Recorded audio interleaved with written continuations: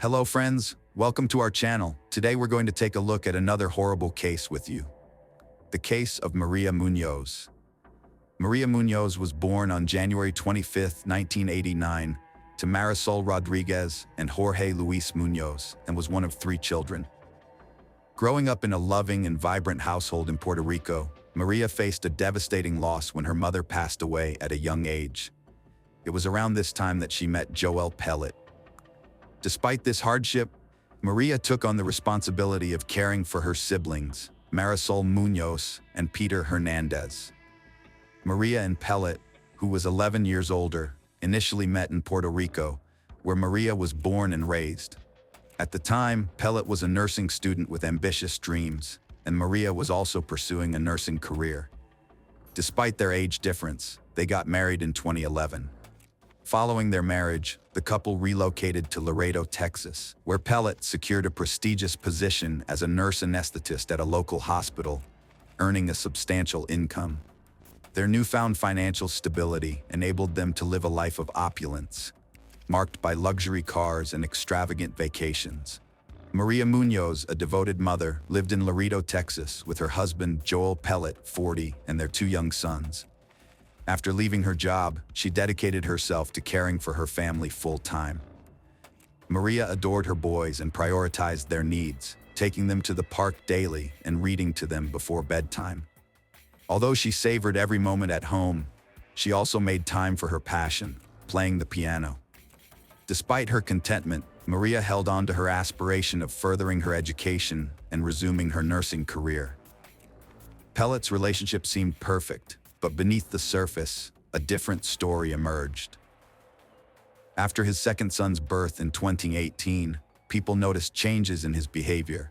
He lost weight, gained muscle, and became flirtatious with other women. He stopped posting family photos, instead sharing solo pictures, giving the impression of a single, carefree life.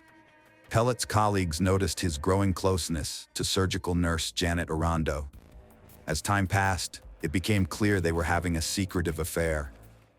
In 2020, Maria found airline tickets Pellet bought for himself and Janet to travel to Europe.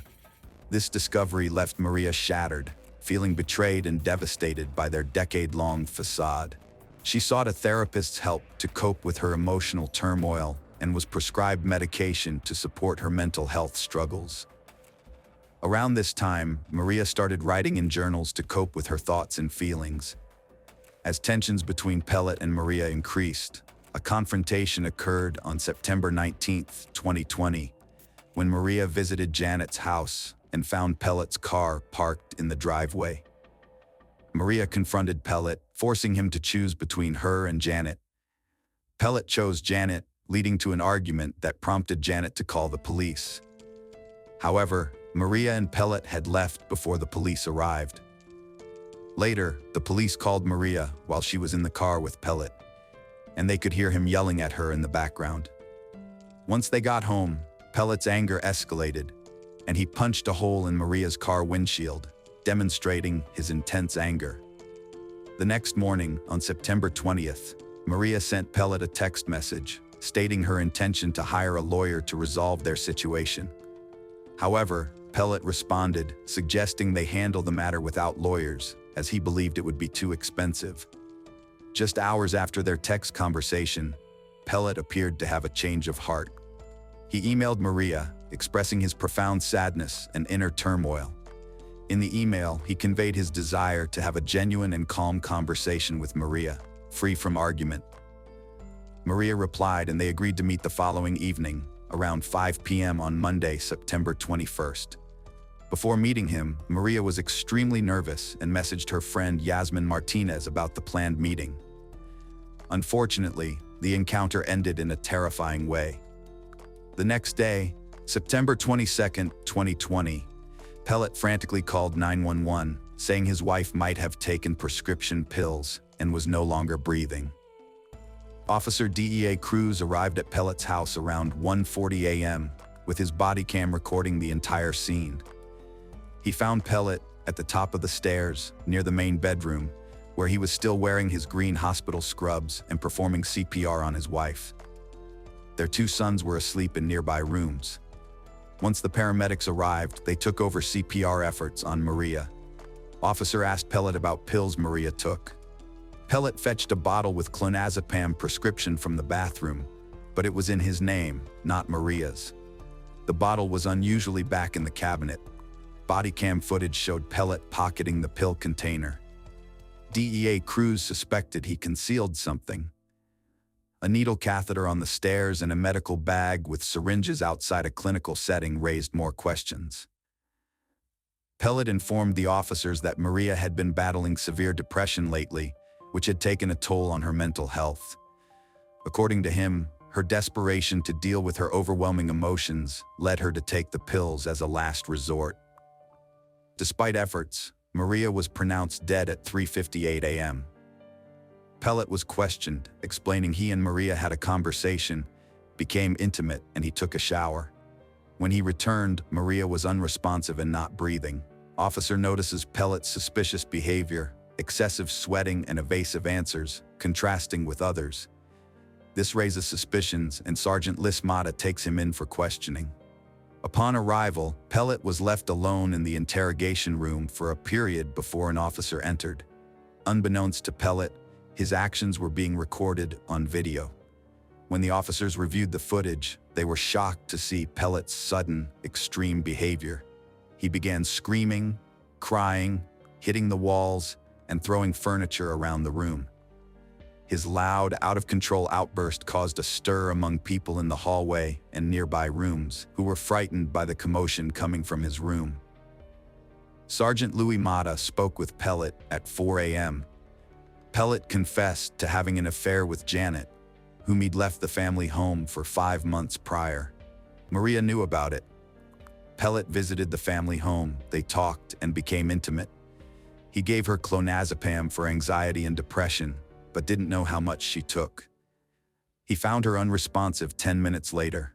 After questioning, Maria's autopsy was performed just 8 hours after her death.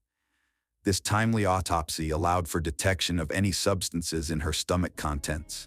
The results revealed a surprise: no pill fragments, but a small, red pinprick mark on her elbow, suggesting an injection. This finding shifted the investigation's focus. Maria's journal, found by investigators, revealed her anxiety and depression struggles. Her writings exposed her deep love for her husband and desire to save their family despite his infidelity. Entries disclosed her husband's abuse, her grief, and her longing to escape sadness. One plea read, "I don't want to be sad anymore. Bring me laughter, bring me peace, bring me happiness again." The day before Maria Muñoz's untimely death, she wrote in her journal, revealed her desire to live and move forward with her life. There was no hint of suicide or plans to end her life. As a result, after reviewing her journal, investigators initially ruled out suicide as a possibility. They needed more information to understand what had really happened. Sergeants Mata and Cruz received toxicology test results contradicting Pellet's claim about Maria having clonazepam. Instead, the tests revealed 7 surgical drugs in her system: morphine, Demerol, Versed, propofol, ketamine, Lian, and Naren. Notably, propofol and ketamine are sedatives and pain management drugs, typically used intravenously during operations. The discovery of propofol in Maria's body was the most startling revelation for the investigators. Given his profession as a nurse anesthetist, they suspected that Pellet would have had access to the drug. Dr. Hunzinger, who had worked with Pellet and was familiar with propofol, was shocked by the unusually high amount found in Maria's system, the highest he had ever seen.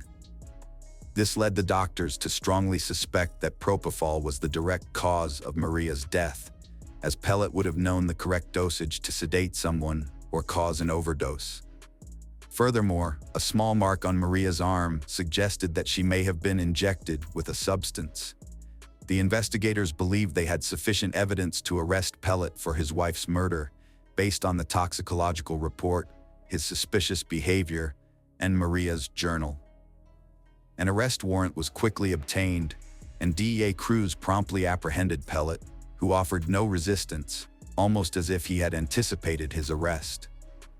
Pellet was then taken to the police station, marking the beginning of a new phase in the investigation as law enforcement officials prepared to question him further about the events surrounding Maria's tragic death. The trial began on March 21, 2023, with both the prosecution and defense presenting their arguments. The prosecution team, comprising only women and dubbed Maria's team, built a strong case against Pellet by using Maria Muñoz's journal entries. This approach aimed to showcase Maria's personality to the jury, highlighting her qualities as a wife and mother. Through her journals, the prosecutors painted a picture of Maria as a caring, intelligent, and excellent mother, conveying her lively spirit to the jurors. During the trial, prosecutors suspected that Pellet drugged Maria by putting substances in her drink, making her sleepy. After she became unconscious, they believed he injected propofol into her arm. Prosecutors also thought Pellet deliberately delayed calling 911 so that responders would be unable to rescue Maria when they arrived. The journals helped prosecutors understand the challenges Maria faced, strengthening their resolve to seek justice in her case. Pellet's lawyer, Roberto Bali, argued that his client wanted to reconcile with wife Maria Muñoz before her death, citing uncertain cause of death and insufficient evidence. Bali noted Pellet gave Maria a drug to reverse overdoses on the night she died, and both struggled with addiction, with no signs of force or coercion. After investigating Maria's social circles, friends, and family, it became clear that she was not a drug addict. It was evident that Pellet was the only person who could have provided her with the substantial quantity of propofol found in her system. Additionally, authorities convinced Pellet's girlfriend, Janet Avendano, a surgical nurse, to testify against him. She revealed that Pellet had confided in her, admitting that he gave Maria something to calm her down. Avendano also confirmed that Pellet had brought drugs, including propofol, home from work. The jury reached a verdict in under an hour, following a 9-day trial. On March 30, 2023, the jury found Pellet guilty of Maria's murder. He was subsequently sentenced to life in prison on April 27, 2023, plus an additional 10 years and a $10,000 fine for tampering with evidence. Joel Pellet is currently imprisoned for life at a Texas Department of Criminal Justice facility, serving time for his cruel actions. His imprisonment serves as a reminder that criminals will be held accountable and that Maria's memory will be honored through the pursuit of truth and justice. The reason behind Maria's murder is still unclear, but according to the prosecution, Joel Pellet killed his wife to end their marriage and start a new life with his girlfriend, Janet Avendano. In the end, justice prevailed, and the verdict ensured that Pellet was punished for his crime. The jury's decision brings some closure to this tragic case, sending a clear message that such brutal acts will not go unpunished. The conviction highlights the importance of upholding justice and serves as a warning to those who commit similar crimes that they will face the full force of the law. Hello friends, welcome to our channel. Today we're going to take a look at another horrible case with you. As the police started their search, they encountered a series of unexpected twists that no one could have predicted. Eventually, the detectives managed to uncover the truth about the girl's fate, but no one was ready for it.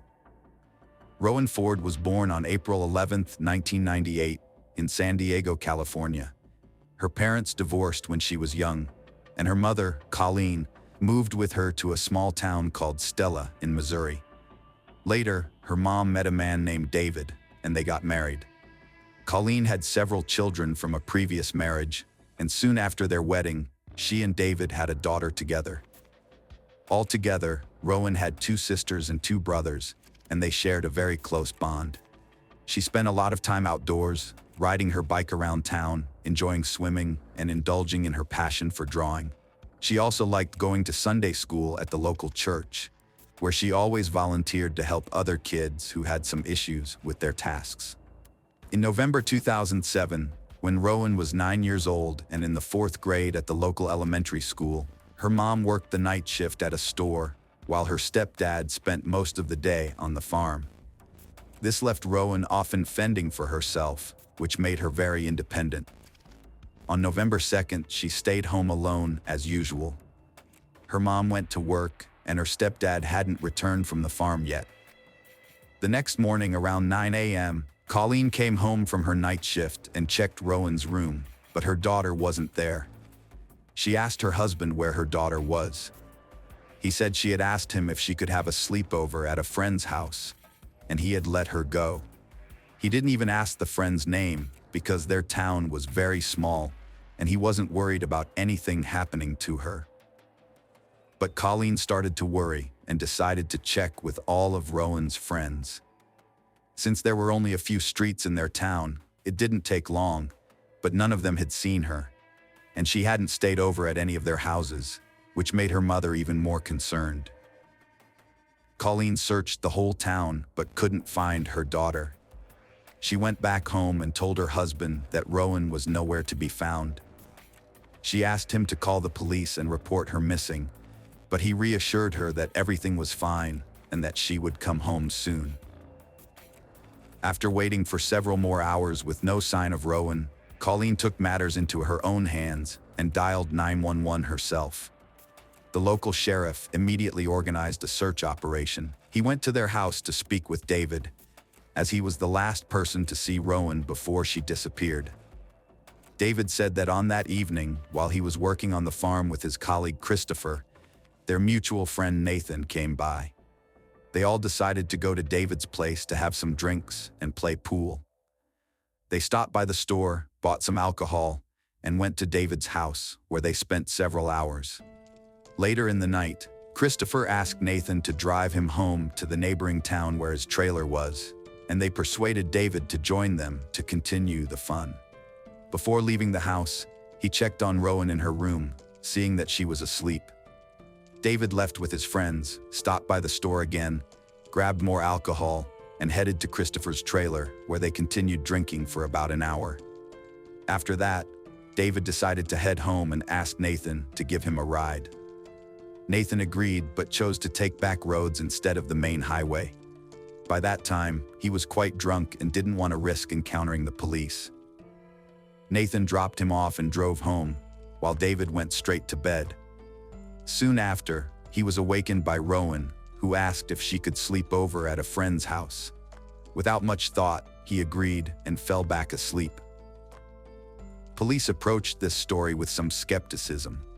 What puzzled them most was the fact that a 9-year-old girl decided to go to her friend's house in the middle of the night, and her stepfather let her go without even asking which friend she was talking about. The sheriff considered that David might be hiding something or directly involved in Rowan's disappearance, but he had no evidence to support this theory. Police searched the town and its surroundings until late at night. Local residents immediately joined the search, as they all knew Rowan's family and wanted to help. The population of Stella was only about 150 people, so news of her disappearance spread throughout the county almost instantly. People were used to being able to let their children play outside without a worry, as nothing ever happened in such a quiet place. But now, Rowan had vanished without a trace, and the police were unable to find her. For a whole day, the residents of Stella were in a state of panic. The first day of the search yielded no results. On November 4th, the police went to the neighboring town to speak with Christopher, who fully corroborated David's story. However, Christopher added that his friend hadn't even contacted him since that evening, and he had only just found out about Rowan's disappearance on the same day. The police expanded the search and involved even more volunteers, but they still couldn't find Rowan or any clues to her whereabouts. The next morning, the FBI joined the investigation while the local police continued to search for Rowan throughout the town and its surroundings. Detectives focused on exploring the possibility of abduction. They strongly doubted the stepfather's story, as it seemed highly questionable. Police also checked with all of Rowan's friends and confirmed that she hadn't visited any of them that night. Investigators continued to speak with David, and he changed certain details in his story several times, further raising suspicions against him.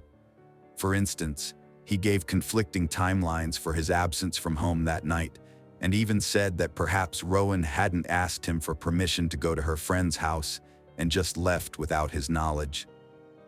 FBI agents also discovered that on the night of her disappearance, David had asked his mother to borrow her car, a fact he had initially not disclosed to the police. As a result, they decided to seize both this car and his own pickup truck for examination, but experts were unable to uncover any evidence. Meanwhile, detectives decided to speak with Christopher and Nathan again, as they were both with David that evening. Police invited Christopher to the station. He repeated the same story as the day before. He also agreed to a polygraph test, which showed no signs of deception. Several hours after Christopher left the station and returned to work, he noticed Sheriff Clark's car and waved for him to stop. Sheriff Clark led the police department in their town called Whitten and had known Christopher for 17 years since his childhood. The sheriff was friends with his foster parents, and Christopher always respected him. He often sought his advice or help in difficult times, such as when his mother passed away. Sheriff Clark approached Christopher, and they discussed Rowan's disappearance. The sheriff was aware of the case, but had not been involved in it, as the search was being handled by the Stella department. During their conversation, the sheriff felt that Christopher's behavior was quite weird, and he suspected that Christopher might be withholding some information from him. Considering that Rowan's life was at stake and her fate remained unknown, Clark decided to share his suspicions with the FBI. He contacted the agents and told them about his concerns. Investigators assumed that Christopher might be withholding some significant information that could implicate Rowan's stepfather in her disappearance. Perhaps he had asked Christopher to lie and change certain details in the story of that evening, and now Christopher feared being implicated as an accomplice if he told the truth. Sheriff Clark informed the FBI agents that he had a close and trusting relationship with Christopher, so he offered to help persuade him to talk. That same evening, Christopher went to Colleen's house to ask her if there was any progress in the search. About the same time, FBI agents also arrived to speak with Rowan's mother again. When they saw Christopher there, they also asked him some questions, and he once again repeated that the events of that evening unfolded exactly as he had previously said. But then he mentioned for the first time that he did not rule out the possibility of David's involvement in her disappearance, and said that he wanted to help them uncover the truth, no matter how terrible it might be. He even suggested wearing a wire and going to talk to David to try to coax him into confessing. But at that point, the detectives decided not to resort to such tactics. Instead, they asked Christopher if he had any locations in mind where his friend could have hidden Rowan's body, and he named several places. The next morning, police set out to search these locations as well as continuing their search in the surrounding areas of Stella. FBI agents once again brought David for questioning, but he repeatedly denied any involvement. Detectives searched his home in an attempt to find any leads, but it turned up nothing. Meanwhile, Christopher went to the sheriff's office to speak with Clark and told him about his encounter with the FBI. During their conversation, the sheriff had a strong feeling that Christopher was still withholding something. After their meeting, he contacted the detectives again and told them that Christopher might be keeping some information that could likely help them prove David's involvement.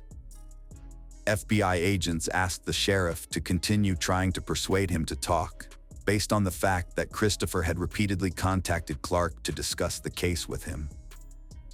They believed he wanted to share important information, but for some reason, he was afraid to do so. The next day, on November 7th, the police called Christopher back to the station. They needed his consent to search his safe, located in David's house. Christopher had been living with him for several months when he temporarily didn't have a place of his own, and some of his belongings were still there. Christopher gave them his permission and also agreed to allow the police to search his trailer and his car. He also voluntarily provided them with a DNA sample and agreed to answer the detectives' questions again. They began questioning him about that evening and once again asked him to confirm David's story. But this time, Christopher suddenly admitted that his friend's story wasn't entirely true.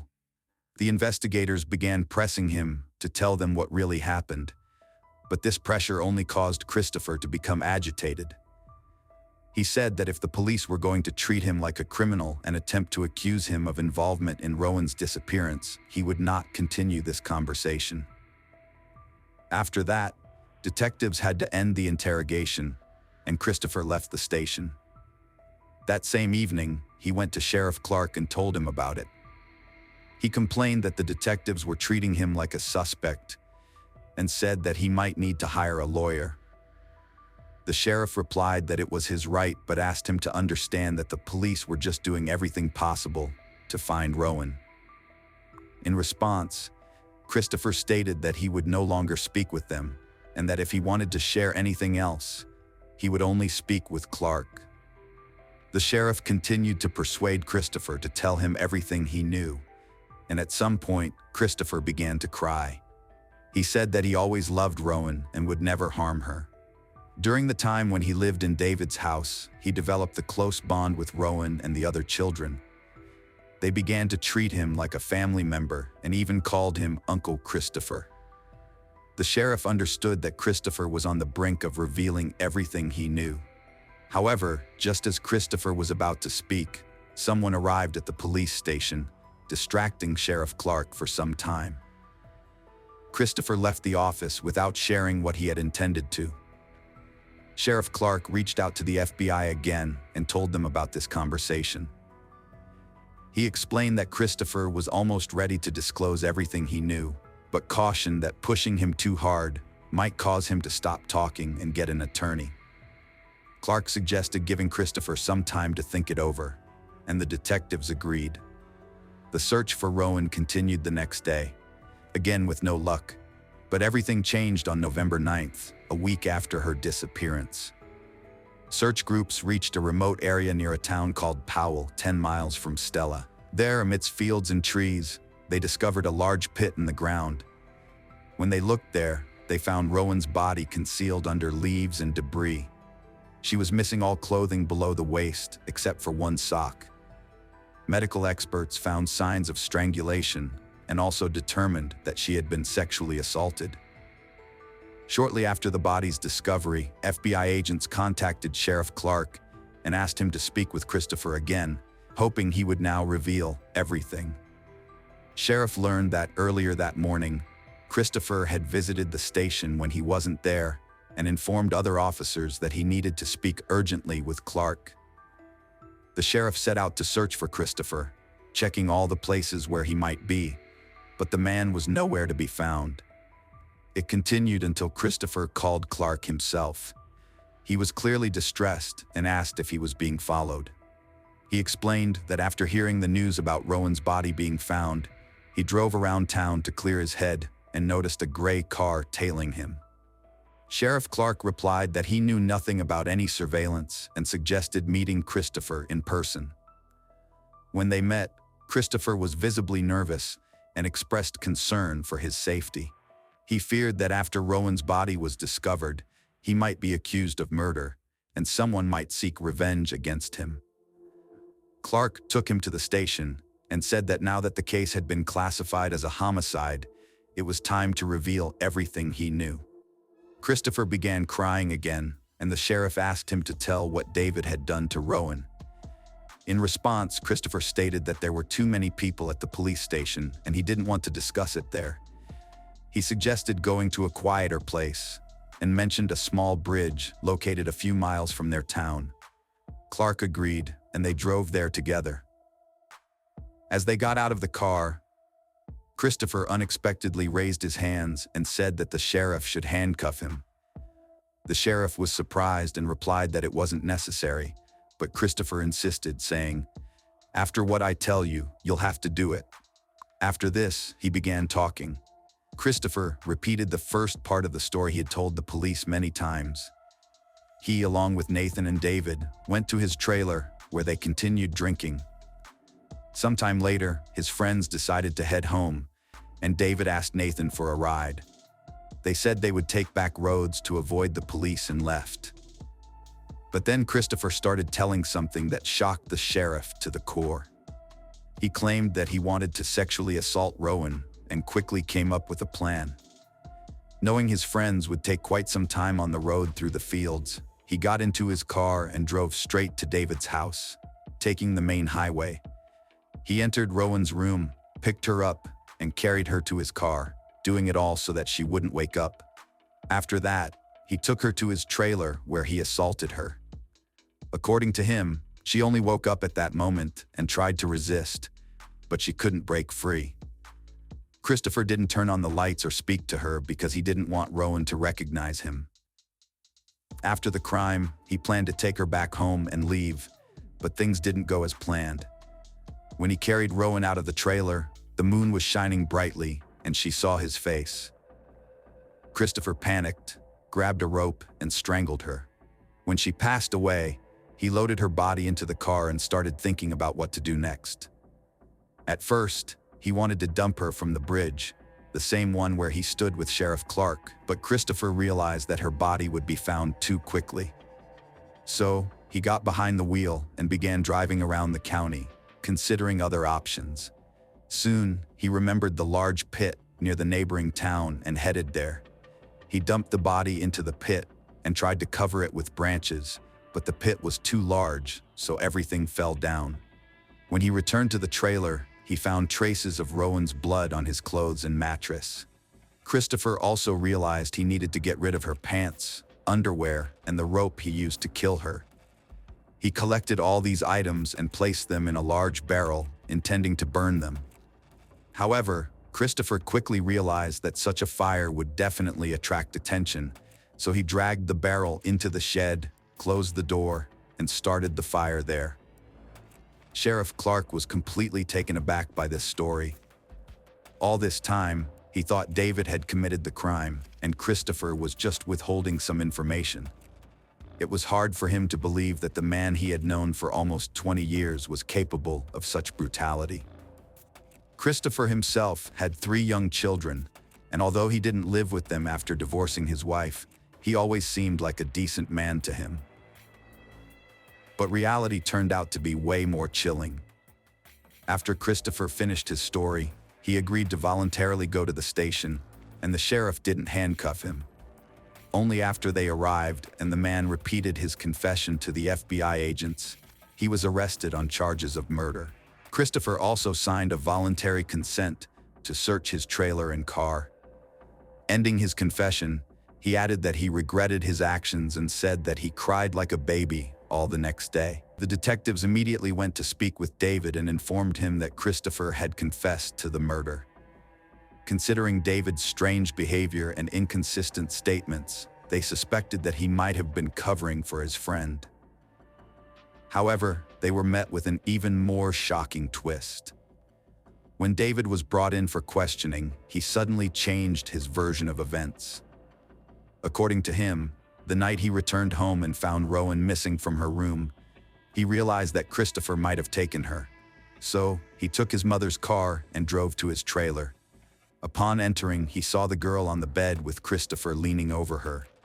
Instead of rescuing Rowan, David decided to join in. He also sexually assaulted her.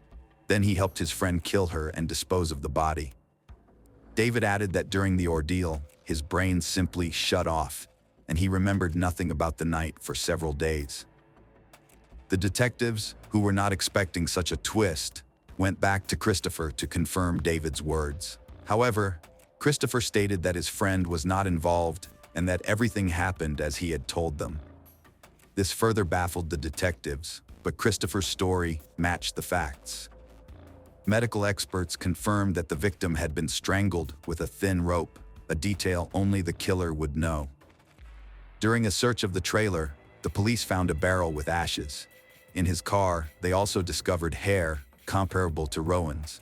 Despite investigators still being unable to confidently determine whose version of events was truthful, both men provided incriminating statements. So David was also arrested, and the cases were sent to court. During the trial, Christopher filed a motion to exclude all his statements from the case materials, claiming he was unaware they could be used against him, and that the police violated his rights. But the judge denied this motion since all his conversations with investigators were entirely voluntary. Christopher also attempted to plead mitigating circumstances, pointing out his difficult childhood. From an early age, he was constantly shuffled between biological and foster parents, which greatly impacted him. Christopher also invited an expert who claimed he had signs of developmental issues, but none of this helped him avoid punishment. In 2012, 5 years after the murder, he was sentenced to death. He tried to appeal this sentence, but to no avail. As for David, the situation was much more complicated. He admitted to assaulting and killing Rowan, but there was one serious problem. His version contradicted Christopher's statements. If the prosecution decided to charge David with murder, it could potentially lead to Christopher's sentence being overturned, and David might also avoid responsibility. Considering there was no solid evidence against David, such as DNA, the prosecution could not take such a risk. In fact, they still weren't sure if he was involved at all. The prosecution did not rule out the possibility that David might have indeed committed the crime together with Christopher, but there was no evidence to support this theory. In the end, a difficult decision was made. To avoid the risk of Christopher's sentence being overturned, they reduced David's charges to much lighter ones. He pleaded guilty to 2 charges: child endangerment and obstruction of justice. He was sentenced to 11 years in prison, with a minimum of 5 years to be served behind bars. This sentence was met with outrage. If David was indeed involved in the murder, his punishment was deemed incomparable to the severity of the crime. However, there's nothing that can be done about it now, and it's unlikely that he will ever be tried again for this case. As for Christopher, he remains in prison awaiting execution. Considering that decades often pass between sentencing and execution, there are no guarantees that the death penalty will ever be carried out. It's quite possible that he will simply spend the rest of his life in prison. The state of Delaware was left reeling by these events. Madison Sparrow headed out to meet her friends for ice cream on October 2, 2020, but she never returned home. Her mother immediately alerted the police. Thanks to the swift actions of the officers, disturbing details began to emerge. Madison Elizabeth Sparrow was born on September 12, 2003, in Norfolk, Virginia, USA. She was the daughter of Heather Sparrow Murphy and Richard Prestige, and had 2 sisters, Molly and Wendelin. Although not much is known about her family, we do know Wendelin was born in 1999 in Durango, Colorado, from Richard's previous relationship. Over time, they settled in Newark, Newcastle County, Delaware, the setting for this story. Madison's younger sister, Molly, was born on October 5, 2010. She quickly became Madison's best friend. With a deep affection for children, Madison was the eldest among 8 cousins who all cherished her dearly. She never missed a chance to play with them or put on enchanting performances that everyone found delightful. Her laughter was truly infectious. She had a cheerful spirit that could light up any room. Yet there were moments when Madison would become pensive and dreamy. Her father shared that even from a young age, she showed wisdom beyond her years. She observed and reflected carefully before reacting. Madison's affectionate nature extended to her hugs. They could lift anyone's spirits instantly. Both friends and family saw her as deeply loyal and always considerate about their well-being. Madison's curiosity stayed with her throughout her childhood. She loved learning and experimenting, which led her to join the Girl Scouts, a global youth organization for girls. By the fall of 2012, existing Girl Scout troops were fully occupied, so her mom stepped up as their first troop leader. Madison, at the age of 9, entered the Brownies section, tailored for girls aged 7 to 10. Over the years, Madison distinguished herself as a cookie seller and earned several badges marking her exceptional performance in various duties. Throughout almost 10 in the Girl Scouts organization, she developed strong friendships. Later, driven by a desire to work with other young people and create a positive impact, she volunteered to assist in her sister Molly's troop. Madison was warm-hearted and committed to serving God and her country. She always lent a helping hand while adhering to the principles of the Girl Scouts. Like any young girl, she delighted in having fun. Even during her teenage years, she was known as the queen of pranks and loved planning parties with friends. Whether it was movie nights or makeovers that included manicures and pedicures, she could stay up all night but often struggled to wake up before 2 p.m. the next day. Before finishing elementary school, Madison met another central figure in this story, Anuka Stalinsky. Anuka was born in Newark on July 9, 2003. The two quickly became close friends and studied for exams together. Information about Anuka is limited, but we know her parents were Robert Stalinsky and Robin Kars. As of 2004, they lived on Arona Mink Drive in Newark. Madison and Anuka moved on to middle school together after completing elementary school. There they made new friends, including Noah Sharp, a fellow Newark native born on August 23, 2001. Details about Noah's background are limited too. However, it's known his mother, Nikki Sharp, had two other children, David and Brianna. The trio, Madison, Anuka, and Noah, would often go out together for ice cream or take long walks through the city's green spaces. When Noah and Madison crossed paths, mutual attraction sparked between them, and within a few months, a teenage romance blossomed. Initially, they were head over heels in love. However, in early 2020, after being together for just over a year, Madison decided to end the relationship without giving any apparent reasons. They parted ways amicably and agreed to remain friends. Nonetheless, Noah was heartbroken as he still deeply loved her. During this period, Anuka became a trusted confidant for Noah. They started seeing each other more frequently and texting almost every day. Although Noah's heart was still broken, with time he began dating Anuka. Despite his new relationship with Anuka, Noah did not lose contact with Madison. On her 17th birthday on September 12, 2020, he even visited her and brought a gift. That day, Madison's mother noticed that Noah was still upset about the breakup. When Anuka learned about this meeting, she became consumed with jealousy. She couldn't accept that her beloved continued to be friends with his ex-girlfriend. Likewise, Noah's resentment turned into anger. He wanted Madison to feel the same pain he was enduring. The following week, blinded by hatred and jealousy, Anuka and Noah began planning how to end Madison's life. Through text messages, FaceTime calls, and in-person meetings, they exchanged chilling ideas about possible weapons and methods for disposing of the body once the crime was committed. The messages they sent each other indicated their intention to make Madison suffer. Anuka suggested several options, including using a knife to inflict a fatal wound to the heart. They also discussed using a shotgun or perhaps a baseball bat. However, according to official documents, they quickly dismissed the idea of using a shotgun since it would produce too much noise. Although Noah wasn't very confident initially, they eventually decided on using a blunt object during these discussions. They also performed calculations to determine how many bricks would be necessary to prevent Madison's body from floating if they decided to dispose of her in the water. When doubts arose, they mentioned that another option was to bury her since Noah could dig a hole and knew where to find shovels. In the end, they devised what they believed to be the perfect plan. Madison loved ice cream almost as much as she loved Halloween. Her cheerful spirit eagerly awaited October every year to celebrate her favorite holiday. Anuka knew Madison's taste well and took advantage of this. On Friday, October 2, 2020, she called Madison and invited her out for ice cream and to spend the day together.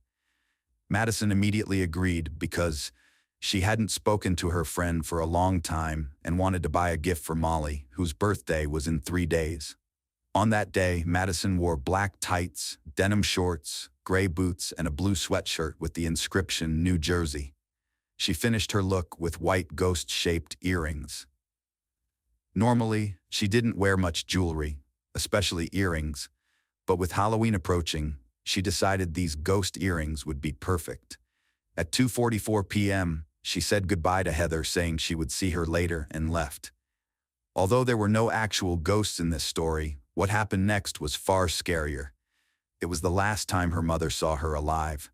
The following hours, days, weeks, and years turned into a true nightmare for the Sparrow family, her friends, and the residents of Newark. Several hours later, Heather began receiving insulting text messages from Madison's phone number, alongside messages implying that Madison had left the country. Heather initially thought it was a joke and even replied wishing her daughter luck in her endeavors, while joking that she had forgotten her passport in the safe. However, no response came back, even when Heather called Madison's phone. Heather became increasingly concerned when there was still no answer, while she was out with Molly, taking her to scout meetings and swimming lessons. The lack of response began to seriously worry her. Heather decided to call Annika, aware that they were supposed to meet later in the day. Upon answering, Annika burst into tears, explaining that Madison had insulted her and that she dropped her off near a store. Annika then suggested contacting Noah, but he wasn't responding either. Frustrated, Heather asked Annika to continue trying to reach him. The three of them, however, no new information surfaced. Disheartened, Heather opted to return home. On her way back, she received several messages from her daughter's friends who had also received unusual SMS messages and were keen to understand what was happening. Once she arrived home and searched for any clues, Heather found nothing that indicated her daughter had run away. Even the money given to her for her birthday, her clothes, and her credit card were still in her room. These strange messages made little sense. Madison had no reason to run away, especially without taking essential items like a bag with clothes and money. At approximately 8:30 p.m., when Madison failed to come home, Heather contacted 911 and reported her daughter missing. Despite continuous efforts to connect with people, all attempts were fruitless. Upon learning of the situation, Heather's parents traveled from another city to support their daughter. She also notified Madison's father, residing in Colorado, who promptly shared information on social media appealing for assistance in locating his daughter. On the next day, Saturday, October 3, 2020, the Delaware State Police issued a golden alert for 17-year-old Madison. This alert triggers all required procedures for searching for a missing person within Delaware. Over 2 days, police search teams, family members, and numerous friends scoured the farmlands near the University of Delaware, where Madison was last seen alive. The media also spread information about the search, urging people to provide any details they might have related to Madison's whereabouts. Delaware State Police simultaneously started questioning Madison's friends, and all evidence pointed to her ex-boyfriend. According to some sources, the girl headed to a wooded area in Newark behind an elementary school, where she was also seen with Noah on the day she disappeared. Detectives detained and interrogated the young man for almost 9 hours from October 4th through 5th, presenting several conflicting scenarios and insisting he didn't know what had happened. Eventually, the barrier of silence broke, shocking everyone. The young man confessed not only to taking Madison's life, but also claimed that Annika was his accomplice. Noah informed police that Annika hated Madison because she was jealous of her relationship with him. He also elaborated on how deeply he had been hurt by his breakup with Madison. Noah recounted driving Madison to the wooded area behind the elementary school. As they walked along a trail, he hid behind bushes with an aluminum baseball bat in hand. He told officers how Madison was happy to spend time with her friend and unsuspecting of the danger ahead. Suddenly emerging from hiding, Noah struck her on the head twice with great force. He admitted that he put all his strength into the second blow and said that it was at that moment he snapped after months of uncontrollable anger towards her for breaking his heart. Unable to contain himself, he continued delivering more blows to her body. Following the assault on Madison, Noah and Annika transported her body using Anna's car to a site beneath a bridge near the intersection of I-95 and a Delaware State road, approximately 15 minutes away from the crime scene and close to a warehouse. Upon reaching this location, they tried to submerge her body in the river, but failed. Instead, they opted to conceal it in a shallow grave they dug at the same spot. Using details provided by Noah, investigators meticulously searched the designated area. There, they unearthed an aluminum baseball bat used as a weapon bearing traces of blood. The crime scene yielded clothing worn by Madison when she left home, with some articles showing evidence of scorching. Subsequently, they guided law enforcement to a wooded area near the junction of I-95 and Delaware State Road. It was here that he and his accomplice had clandestinely interred the body on Monday, October 5, 2020. Corporal Heather Piper announced the finding of the body, leaving Madison's family, friends, and the entire community in disbelief. A few days later, on Friday, October 9th, hundreds of individuals gathered at the high school football field to honor and remember the victim. The autopsy revealed that Madison's death resulted from blunt force trauma to the head. Experts also found Noah's and Anna's DNA in physical evidence collected both at the crime scene and where the body was discovered. Noah faced charges of first-degree murder, possession of a deadly weapon during the commission of a crime, and first-degree conspiracy. He was placed in a correctional facility with bail set at $1 million. On Monday, November 16, 2020, over a month after the tragic event and following the processing of necessary evidence, 17-year-old Anna was also arrested. Her arrest occurred after a grand jury in Newcastle County indicted her on charges of first-degree murder, possession of a deadly weapon during the commission of a felony, and first-degree conspiracy. Meanwhile, Madison's family was in disarray. Heather repeatedly stated that a rational reason for why her daughter's life was taken would never be found. Her main plea for justice was that these criminals would never again be able to harm others or themselves. Although Noah admitted to detectives that he committed the crime during an official court indictment, he did not plead guilty. This led to speculation that his defense might argue mental instability, a common tactic lawyers sometimes use to justify their clients' actions. This case appeared to be no exception.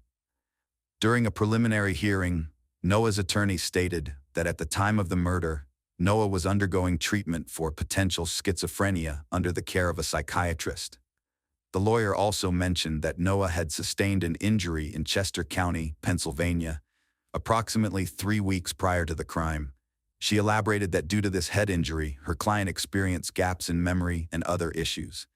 However, she did not specify the cause or severity of the injury.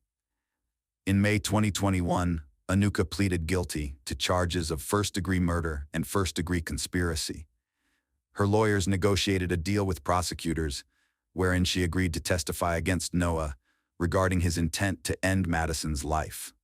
According to court documents, several individuals, including those close to the victim, informed the police about Noah's alleged alter ego, a second personality.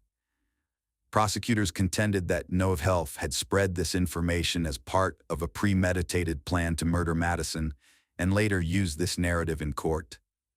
After 2 years of awaiting justice, the trial began on October 20, 2022, in Newcastle County. During the proceedings, approximately 30 witnesses were called by Deputy Attorneys General Matt Foley and JNDS.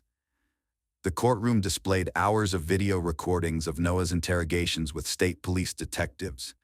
The audience listened to Noah's altering narratives until he ultimately confessed. The defense challenged this evidence by emphasizing that their client was interrogated for too long.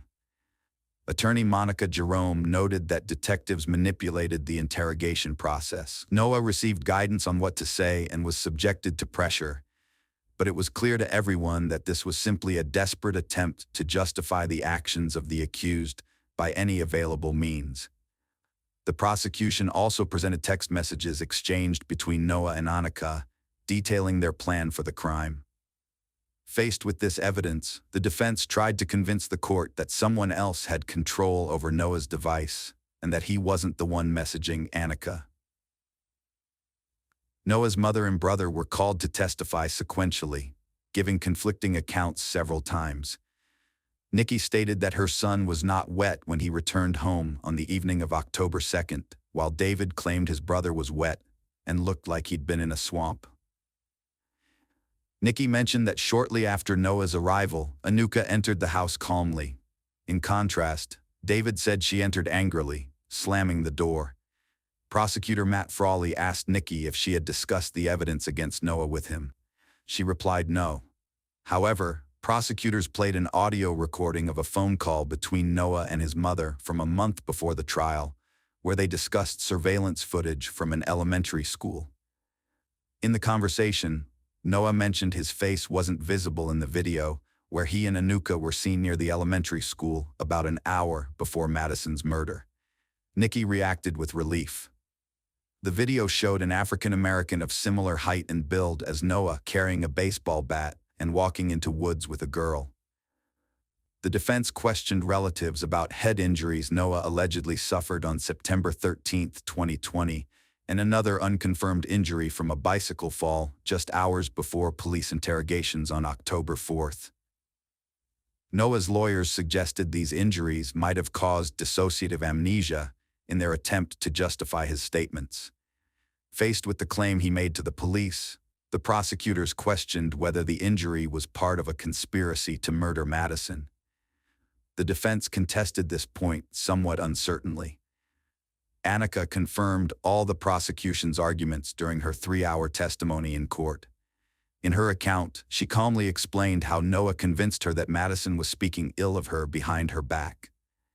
Friends and relatives of the victim, however, emphasized that Madison never spoke negatively about her friends.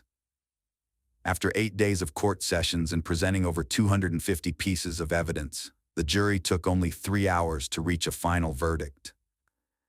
Noah Sharp was found guilty on all charges, including first-degree murder, and was sentenced to life imprisonment without the possibility of parole. When the jury's decision was announced, Noah and his mother showed no emotion. Noah simply turned and smiled at his mother. The Madison family cried in relief. Before leaving the courtroom, Heather Madison's mother uttered a phrase her daughter had used before: "Choose light, not darkness. Love conquers all." She also expressed gratitude, saying, "We want to thank our friends and family. This has been a 2-year process, and we couldn't have done this without their love and constant support." She continued by thanking the community and specifically Newark Charter School and its administration and families.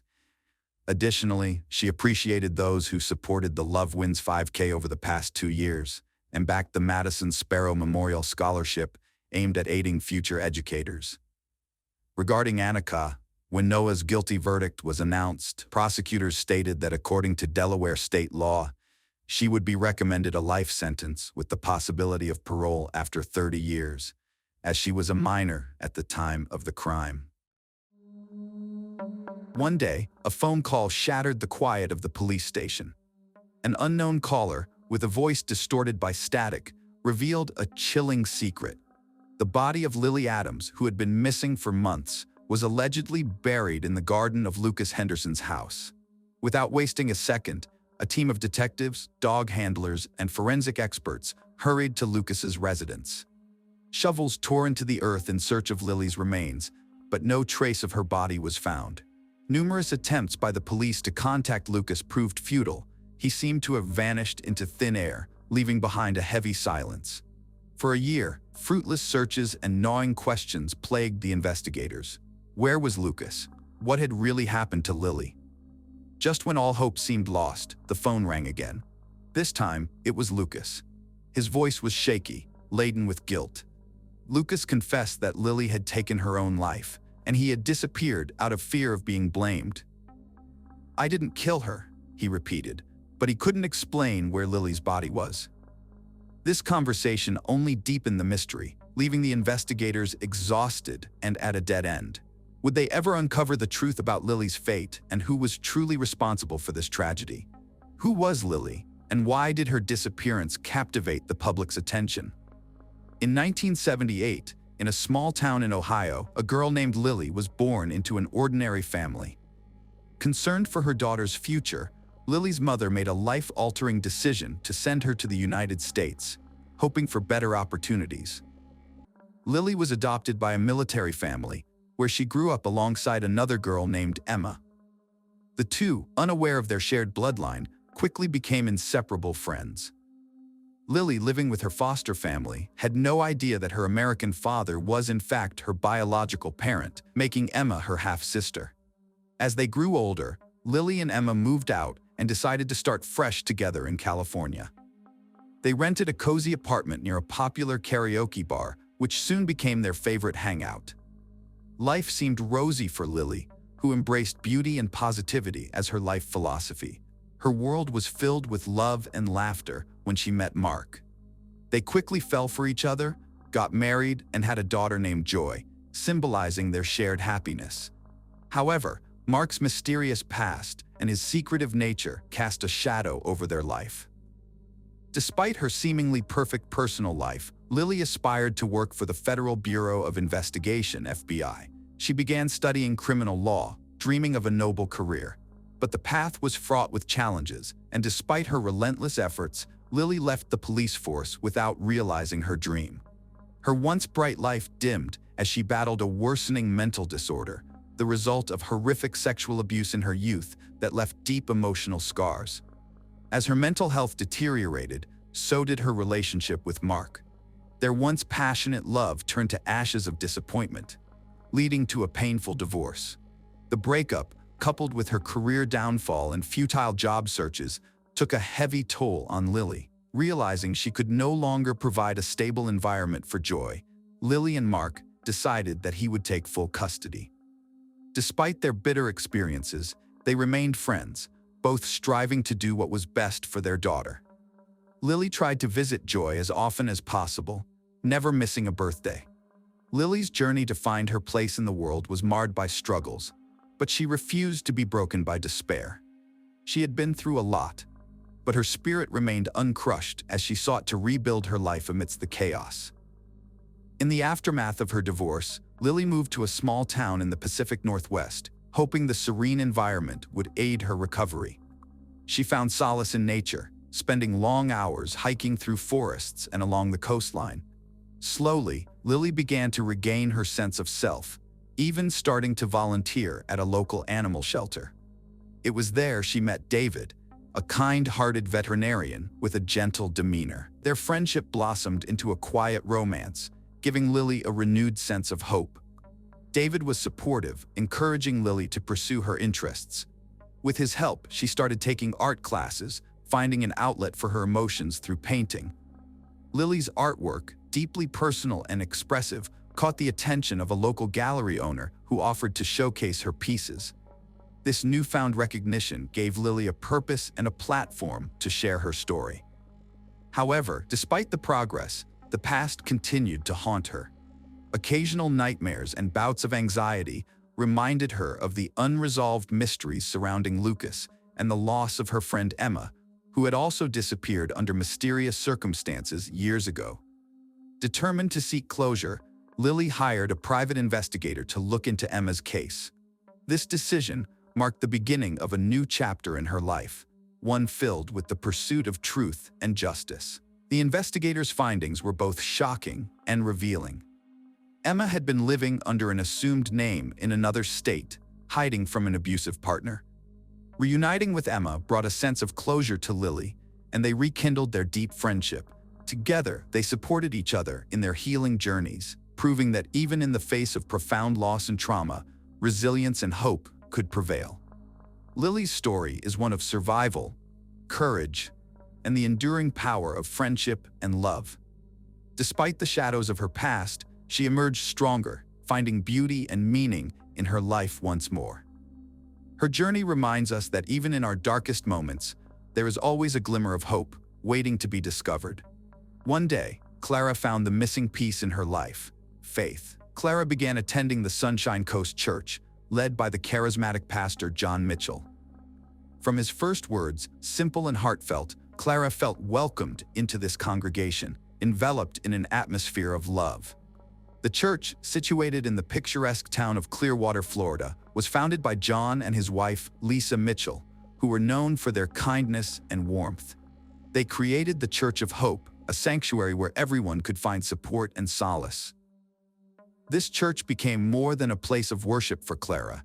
It became her refuge, a true home filled with love. In this nurturing environment, Clara found a new family that embraced her with open arms. She began to flourish, shedding the layers of sorrow and despair that had once weighed her down. Each day brought a renewed sense of joy, and a smile began to spread across her face.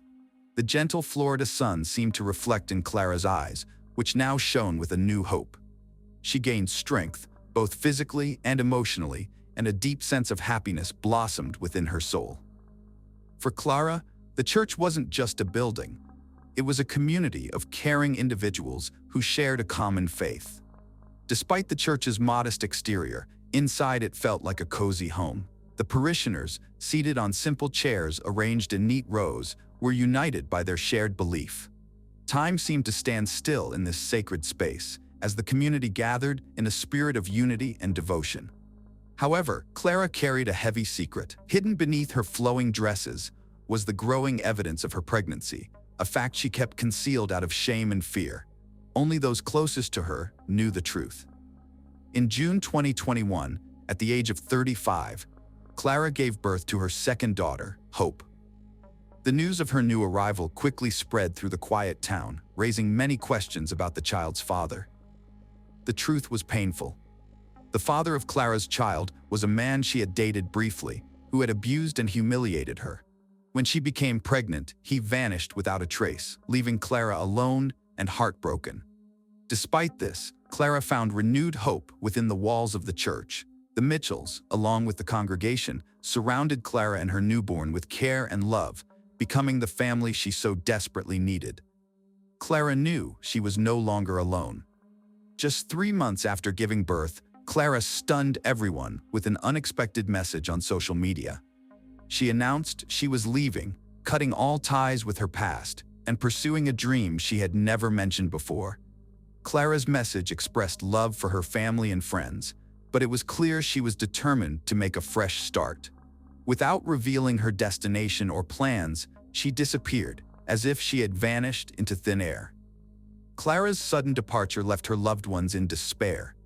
Her ex-husband, Alex, was particularly distraught and immediately contacted the police, desperate to uncover the mystery behind her disappearance. Days turned into weeks, and the lack of information only intensified their worry. Adding to the mystery, Clara had left without her 3-month-old daughter. Clara's sister, Sarah, was immediately suspicious. "This isn't like her," she said, her voice trembling. Clara had always been a devoted mother to her 7-year-old son, Ethan.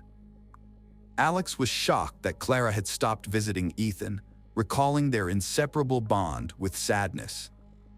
The 35-year-old's disappearance seemed inexplicable, even though she had the right to start anew. The police could not ignore the circumstances and began an investigation. They scrutinized Clara's last messages and noticed a strange inconsistency in her writing style, suggesting the possibility of coercion or forgery.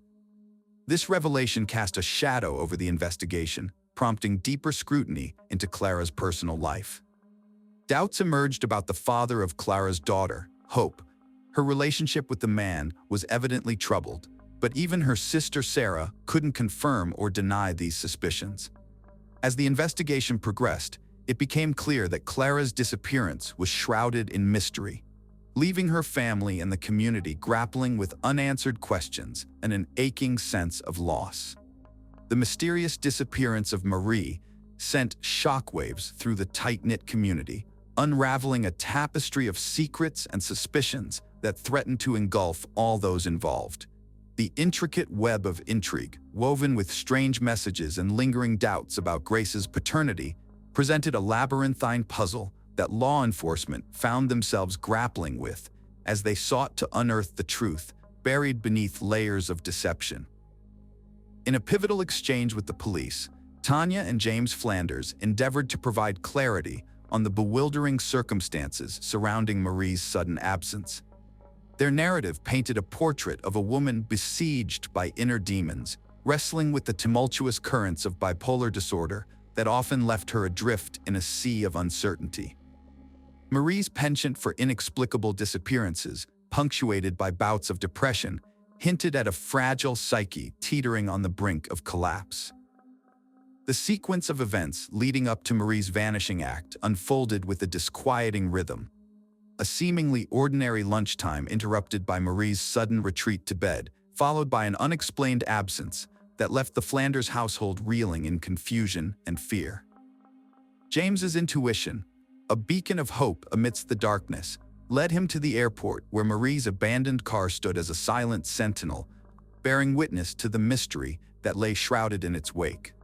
Despite meticulous scrutiny, forensic examination of the vehicle yielded scant clues, leaving investigators grasping at straws in their pursuit of elusive answers. The absence of tangible evidence only served to deepen the enigma, fueling speculation about Marie's fate. Was her disappearance the calculated act of a mastermind, or the tragic consequence of a mind consumed by inner turmoil? As the investigation veered towards the grim reality of a potential homicide, attention turned to the shadowy figure purported to be Grace's biological father, a spectral presence haunting the fringes of Marie's tumultuous life. The hallowed sanctuary of the church, once a bastion of solace for Marie, now stood as a crucible of whispered secrets and unspoken truths, its sacred halls echoing with the weight of untold confessions and hidden sins.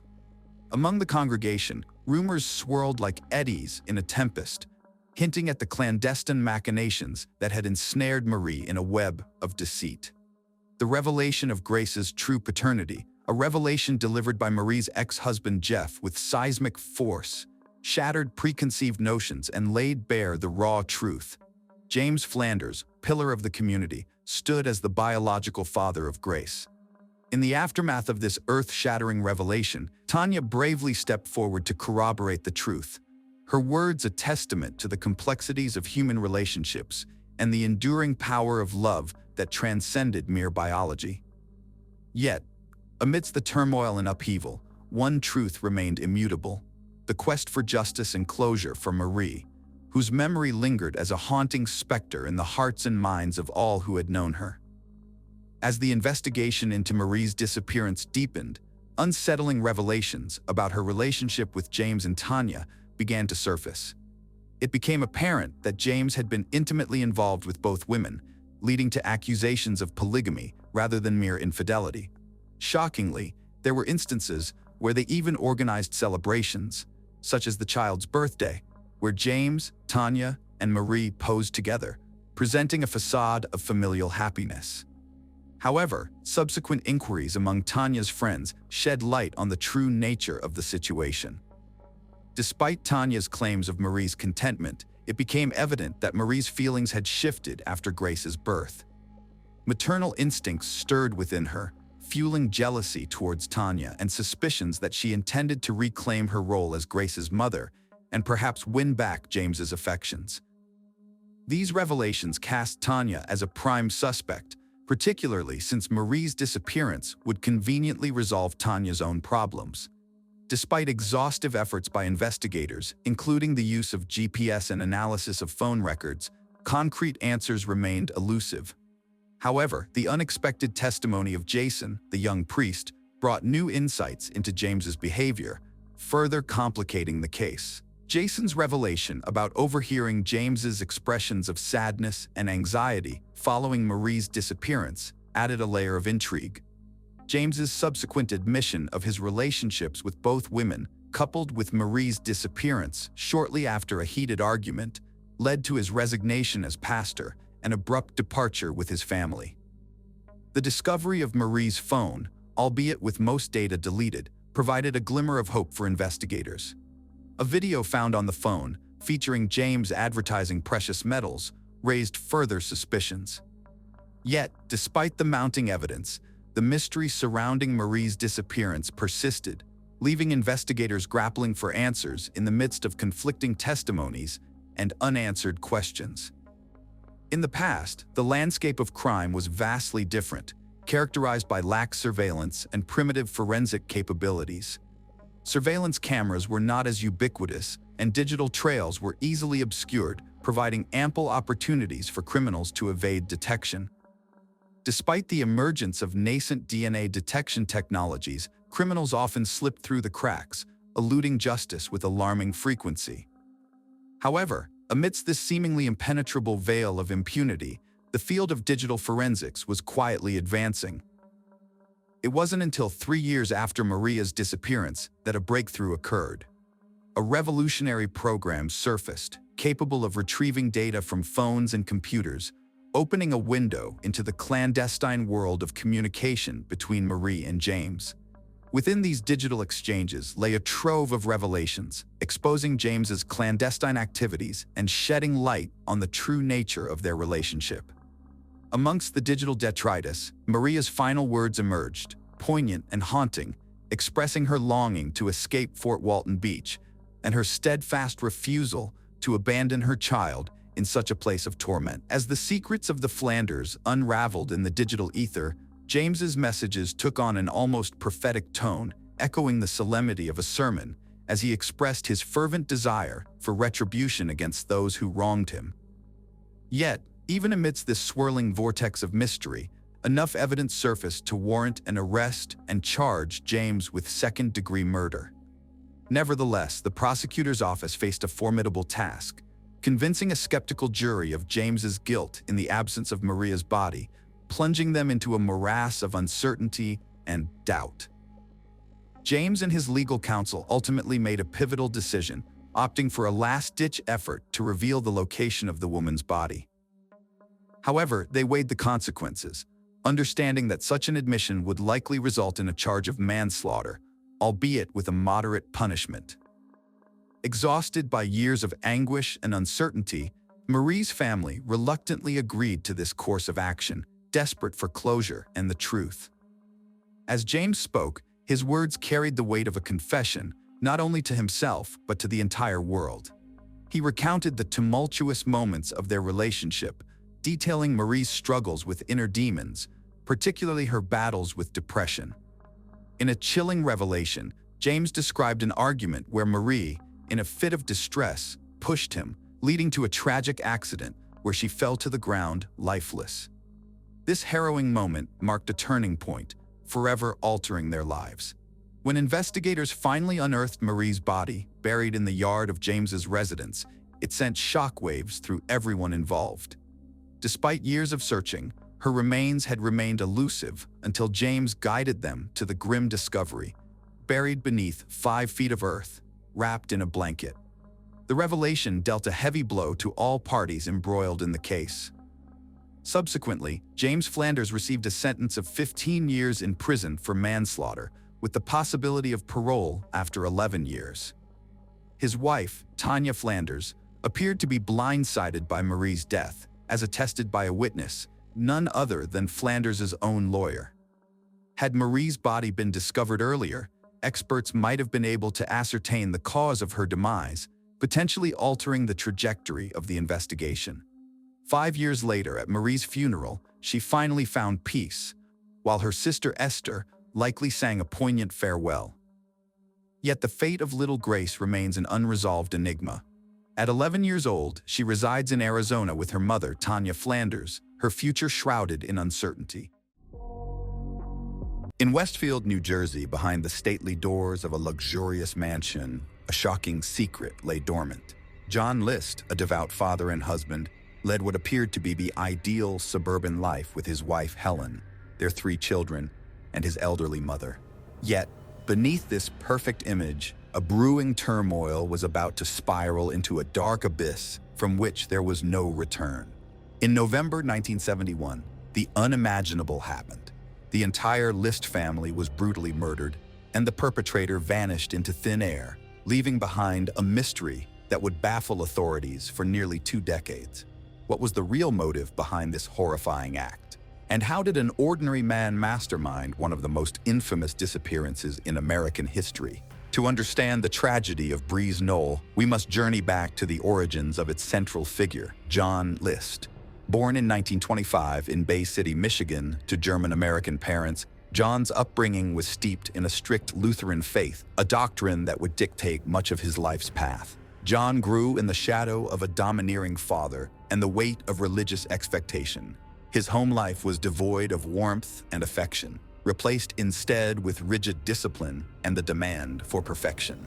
Seeking escape and perhaps a sense of purpose, List served as a laboratory technician in the Army during World War II. In 1944, his father died. After List was discharged in 1946, his return to civilian life saw him armed with a degree in accounting, a profession that prized the order and control he had long been conditioned to uphold. In 1950, he re-enlisted to fight in the Korean War. At Fort Eustis in Virginia, he met 24-year-old Helen Morris Taylor, a widow with a daughter, Brenda. Her husband was killed in action in Korea. Helen became the first woman of 26-year-old List. In 1951, John married her. The union, blessed under the eyes of God, was expected to be the foundation of John's ideal family. But beneath the surface, cracks began to form, revealing the dark side of the American dream. Helen's battle with alcoholism and a diagnosis of tertiary syphilis, a secret she kept from John until after their marriage, planted seeds of betrayal and resentment. This disease made her nearly blind. Helen's disability prevented her from walking, and she mostly stayed in bed. The couple had 3 children together, Patricia, John Jr., and Frederick. In 1960, List's stepdaughter Brenda got married and left their house. John was vice president and controller in a bank, and also Sunday school teacher at the local church. The family never missed a service. To the outside world, they were a picture-perfect family. Yet, John's inability to reconcile the imperfections of his family life with the unattainable standards set by his faith and upbringing foreshadowed a silent storm brewing on the horizon. 1965 marked a turning point for the Lists as they moved into Breeze Knoll, a 19-room Victorian mansion with marble fireplaces and a Tiffany skylight in Westfield, New Jersey. It was a grand statement, but its upkeep put a strain on John's finances, further exacerbating the pressure he felt to provide and maintain the facade of success. It was the most expensive house in Westfield at the time, and the family could not fully furnish it. List's neighbors said he was cold and reserved. Sometimes they saw John mowing his lawn in a full suit and tie. His marriage was probably unhappy. The family's Lutheran pastor overheard Helen saying to John, "If you were half the man my first husband was, we wouldn't be having the troubles we're having." John's professional life was marked by frequent changes and failures, a stark contrast to the image of stability he desperately sought to project. In 1971, at the age of 46, John List lost his position at the bank. The job loss was a personal humiliation, a failure not only as a provider but as a man worthy of respect and admiration. His efforts to find another employment were unsuccessful. The thought of informing his family about the loss of income seemed unbearable. He dressed for work every morning and spent his days at the train station reading newspapers and covertly withdrew funds from his mother's bank accounts to cover the mortgage. List declined to seek welfare assistance, fearing the humiliating shame it would bring upon him in the community and contravening the values of self-reliance instilled in him by his father. The psychological portrait of John List that emerges is one of a man at war with himself, torn between the dogmatic beliefs of his upbringing and the realities of his faltering life. John was walking a tightrope of his own making. The chasm between the ideal and the real was widening, pushing him to the brink. As winter's chill enveloped the town of Westfield, a shroud of mystery began to unfurl around the stately List mansion. What lay within its walls was a secret so dark it would chill the bones of a community. Days turned to weeks since anyone had seen John List or his family. Neighbors grew concerned. Lights in the mansion burned day and night, yet its inhabitants seemed to have vanished into thin air. The once meticulous lawn now lay unkempt, a silent testament to the abnormality of the situation. Finally, light bulbs started burning out one by one. December 7, 1971, marked the day the silence was broken. Police, responding to concerned calls, entered Breeze Knoll. Nothing could have prepared them for the scene that awaited. Organ church music was playing in the cold house as the heating had been turned off. In the mansion's ballroom, the lifeless bodies of the List family were found, each meticulously laid out. John's wife, Helen, their 3 children, Patricia, John Jr., Frederick, and his mother, Alma, had all been shot. It was a methodical execution, a chillingly orchestrated end to a family. On November 9, 1971, List dropped the children off at school. He returned home around 9 a.m. and got 2 old handguns from his garage. While his children were at school, he entered the kitchen where his 47-year-old wife, Helen, was having toast and sipping her morning coffee. He shot her in the back of her head. Then he went upstairs to his 84-year-old mother's room on the 3rd floor. She was making toast. Greeting him with a kiss, she asked him about the loud noise. List said he didn't know, and shot her in the face. Like Judas, I gave her a kiss, he remarked later. Then he dragged his wife's body to the ballroom, mopped the floor in the kitchen, and ate a sandwich waiting for his children. In his memoir, List wrote that he had to mop the floor 3 or 4 times, and because they had no mop wringer, he had to wring it by hand. He confessed that he experienced no qualms or feelings of remorse. His 16-year-old daughter, Patricia, and 13-year-old son, Frederick, arrived home from school. List shot each of them in the back of the head. I approached all of them from behind so they wouldn't realize at the last moment what I was going to do to them, he said later. After it was all over, I said some prayers for them all. From the hymn book, that was the least that I could do. He said he had to kill his mother because the other deaths would have been a tremendous shock to her. After that, List had lunch and drove to the post office, and then to his bank to close both his and his mother's bank accounts. Later, he drove to Westfield High School to watch his 15-year-old son, John, play in a soccer game. He drove him home where he shot him 10 times. Evidence of a misfire indicated that his son tried to defend himself. He also didn't die at once, hence List shot multiple times. I didn't want him to suffer, he said later.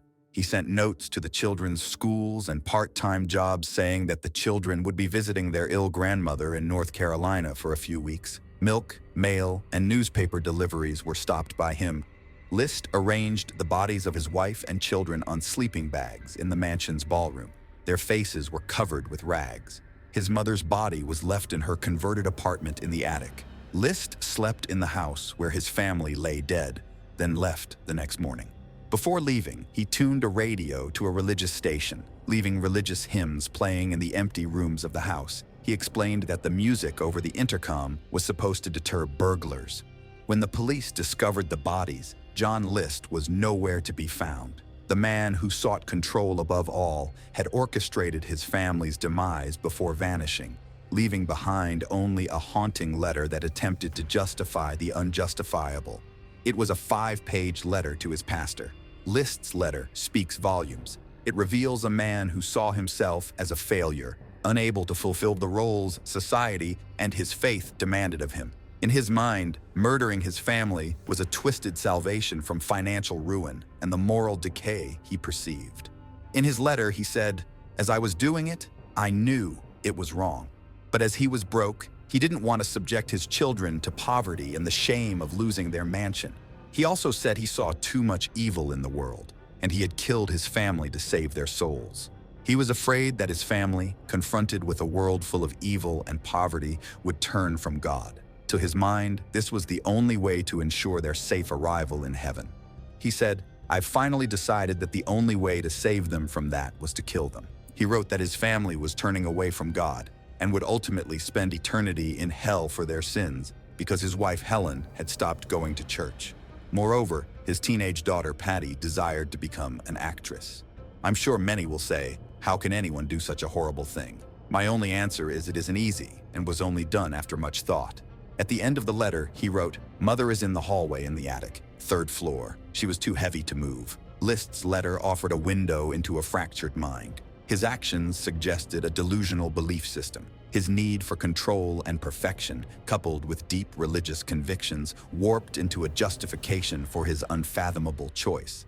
The discovery of the List murders sent shockwaves through Westfield. One of the first officers who saw the bodies, Robert Kenny, said, "After 28 years as a police officer and 14 as an investigator, you see everything. But this was unique." The mystery of John List's disappearance would confound authorities for nearly 2 decades. But as the manhunt stretched on, the legend of John List grew, a ghostly figure who had slipped through the cracks of a society he could no longer face. With the grim discovery inside Breeze Knoll, the quiet town of Westfield found itself at the epicenter of a horrifying mystery. The investigation into the List family murders unfolded like a puzzle missing crucial pieces. Each room of the mansion told a part of the story, but the narrator of this tragic tale was conspicuously absent. As the manhunt for John List began, investigators faced the daunting task of tracking a man who seemed to have evaporated. Meanwhile, the public grappled with the duality of a devout churchgoer and a cold-blooded killer. List had planned his escape meticulously, cleaning the crime scenes, cutting himself out of every family photo with scissors, severing ties, and leaving no trace. He burned the photos along with his passport in his Weber grill. In an era before digital footprints, List vanished into the ether. The FBI found his car parked at Kennedy International Airport in New York, but there was no trace of him.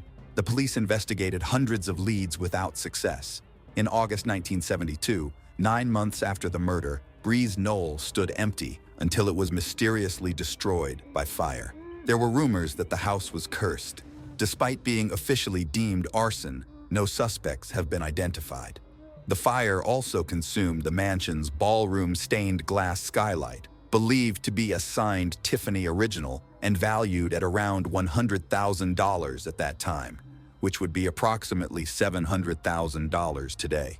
Selling the ceiling would have allowed List to pay off his debts. By 1974, a new house had been constructed on the property.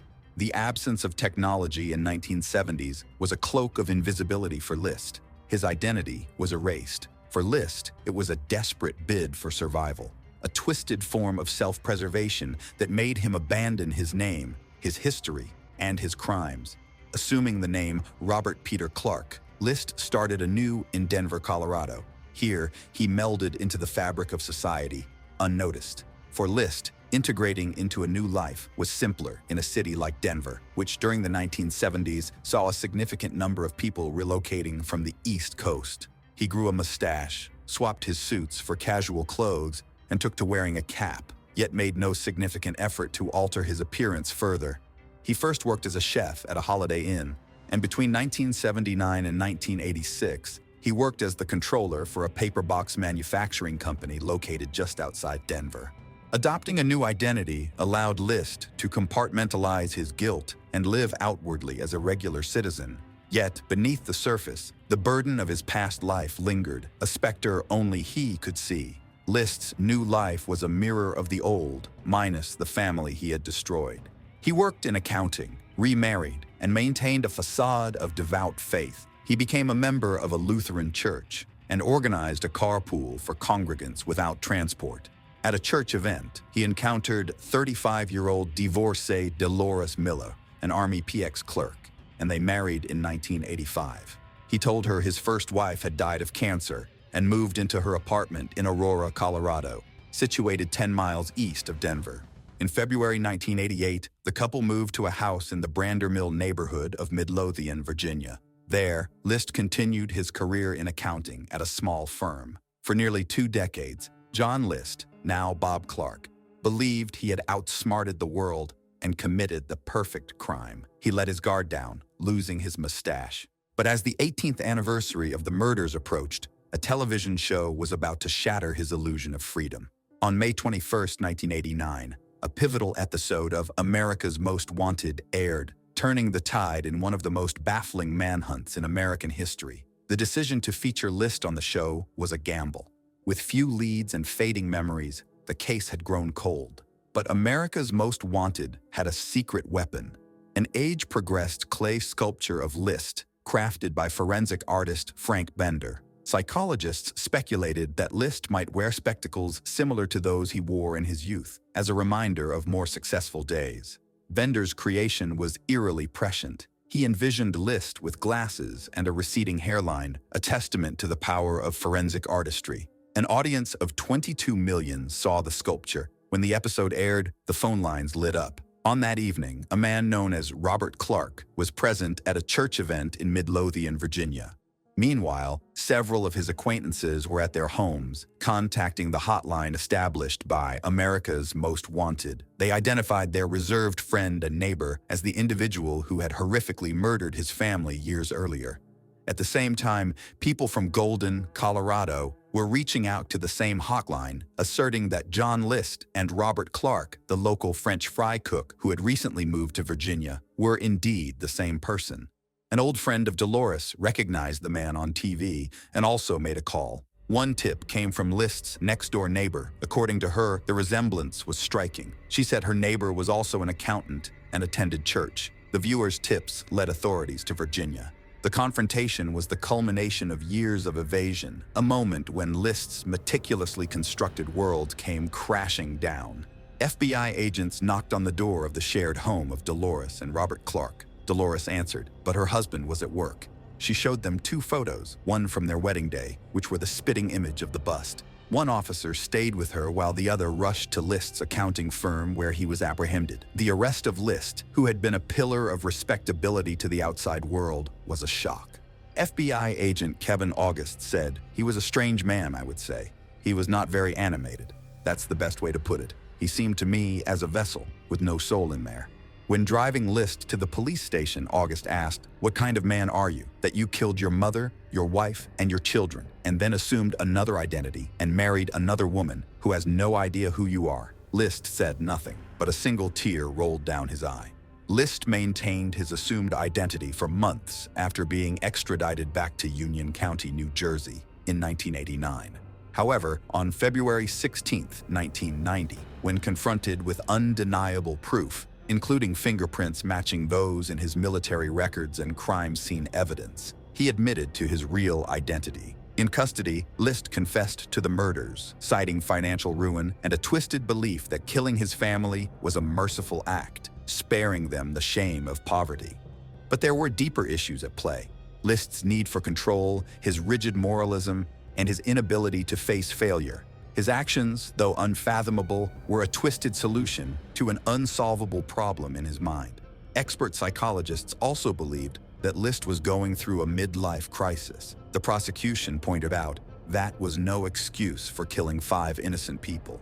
A court-appointed psychiatrist determined that List suffered from obsessive-compulsive personality disorder, believing his only options were either to accept welfare, which he deemed unacceptable due to the potential for public ridicule, and the contradiction of his father's principles regarding the care and protection of family members, or to kill his family, ensuring their ascent to heaven.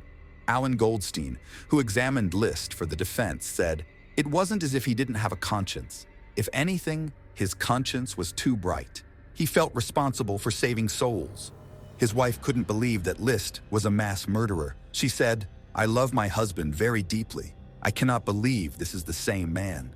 Later, List confessed to his wife, sobbing and saying to her, "I was always such a kind, gentle man, except for that one act." John List's capture closed a long-standing chapter of mystery and horror, but it also opened a window into the mind of a killer, revealing the dark corners where rationality warps into madness. The trial of John List unfolded in a Union County courthouse. Defense lawyers depicted List as someone deeply affected by a religious upbringing enforced by his parents, which, they argued, drove him to madness. However, the jury was unconvinced. Throughout the trial, the emotionless tone of List's letters, his clearly planned escape strategies, and his lack of remorse, maintaining he acted as the savior rather than the murderer of his family, resulted in his conviction. During his trial, List testified that his financial difficulties reached crisis level in 1971, following his job loss due to the shutdown of the Jersey City Bank. To hide this embarrassing fact from his family, he maintained his usual routines. Over time, the family's financial situation became worse, leading List to encourage his children to find part-time work under the guise of teaching them responsibility, though it was actually a strategy to aid the family's finances. Furthermore, he struggled with his wife Helen's alcohol dependency and her undisclosed tertiary syphilis, which she had hidden for 18 years after contracting it from her first husband. Helen had manipulated List into marrying her by falsely claiming pregnancy, then insisted on a Maryland wedding to avoid states that required syphilis testing before marriage. At the time, a premarital syphilis test was mandated in most other states. Her condition deteriorated over the years. She didn't say anything about that to List, but a thorough examination revealed the condition in 1969.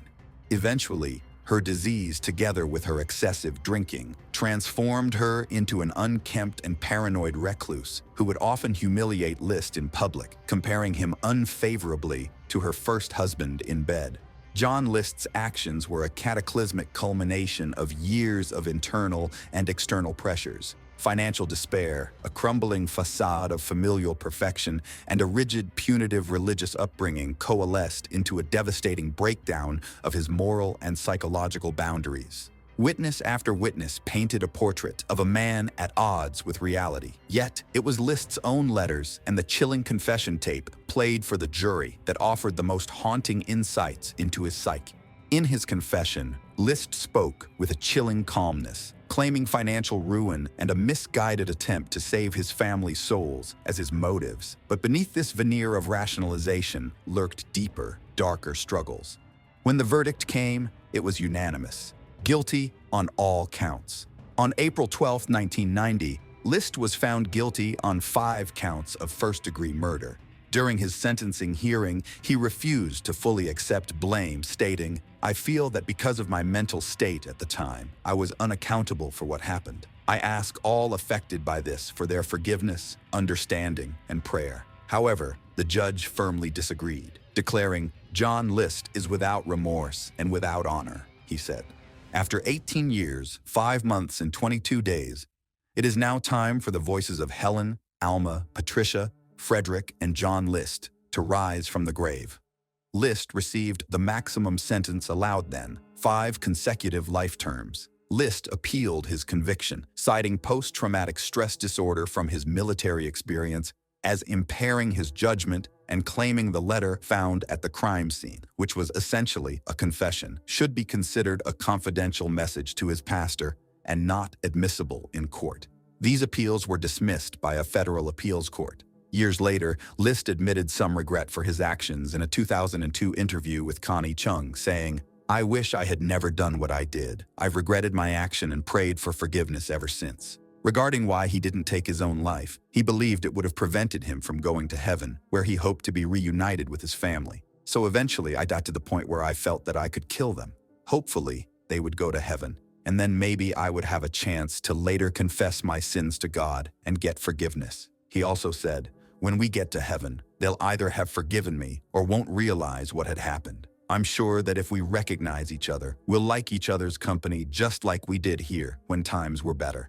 List passed away at the age of 82 from pneumonia complications on March 21, 2008, in prison at St. Francis Medical Center in Trenton, New Jersey. John List's case became a cornerstone in the study of family annihilators, offering insights into the mind of a killer who operates under the guise of protector, driven by twisted logic and profound psychological distress.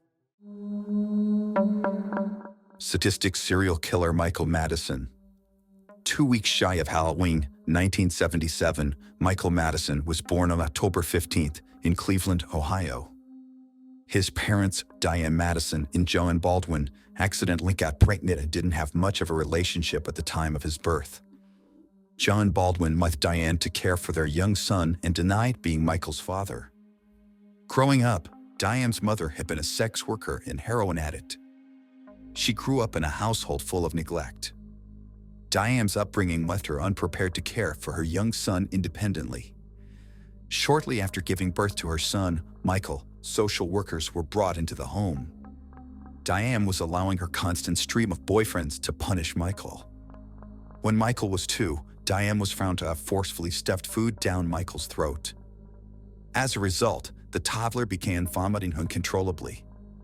Unsure of what to do, Diane put her screaming son into a tub full of hot water. This caused Michael to cry more. Growing frustrated with her young son, Diane took him out of the bath and beat him with an extension cord. A year later, one of Diane's many boyfriends beat Michael so severely with a belt that the young boy vomited and needed to be hospitalized. In another horrific incident, Michael was beaten so severely by another one of Diane's boyfriends that he lost hearing in one of his ears. After years of abuse, Michael was sent to live with his grandmother, who was still a heroin addict and sex worker. But unfortunately, Michael's horrific childhood wouldn't change. Michael continued to be hospitalized for reasons such as dehydration. The social workers involved in Michael's case would note that he and his half-brother were covered in scratches and bruises. Before Michael reached high school, he had become a familiar face to law enforcement. On several occasions, the teenager had been found using lemon. In high school, he received a delinquent charge for inappropriately touching another classmate. The crimes Michael committed as a teenager were nothing like the ones he would go on to commit as an adult. In July 2013, the family of 38-year-old Angela Deskins reported her missing after they hadn't heard from her since June. Deskins was known for disappearing from time to time, so the family didn't think much of it. A month after she went missing, her body was discovered wrapped in electrical cords with a belt around her neck. 28-year-old Shedisha Sheely was reported missing in September 2012 when she didn't show up at her mother's house. Sheely, along with her 12-year-old daughter, were living with extended family at the time, and Sheely was supposed to stop by her mother's house to borrow some money, but she never showed. Her body was found in July 2013 inside a plastic garbage bag. After returning home from her job at an elementary school, 18-year-old Cherelda Terry disappeared. Her body was also found inside a black trash bag. On July 19, 2013, Michael's neighbors called the police to report a horrible smell coming from a garage near his second-floor apartment building. Inside the garage, the police discovered the decomposing body of a woman. During the police search of the surrounding area, including other vacant homes and backyards, the police found the bodies of 2 more women. Each was wrapped in plastic bags and located approximately 200 yards apart.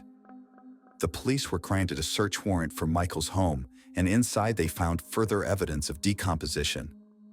Now the search was on to find where Michael Madison was. The police tracked him down to his mother's house. When they arrived, Michael refused to come out, resulting in a several-hour-long standoff between him and the police before he finally agreed to come out and was taken into police custody. Michael never once showed remorse to the victims' families during the trial. Michael laughed, smiled, and 20 of the families. During Cherelda Terry's father's victim impact statement, Michael smiled at the distraught father. This set Terry's father off, and he tried to attack Michael but was quickly stopped. Michael didn't stop smiling once during the altercation. The jury deliberated less than a day before Michael Madison was found guilty of all 3 murders. He was also found guilty of 3 counts of kidnapping, 3 counts of gross abuse of a corpse, 1 count of rape, and 1 count of weapons possession by an ex-convict. On May 20, 2016, Michael was sentenced to death, a sentence he would attempt to appeal a month later.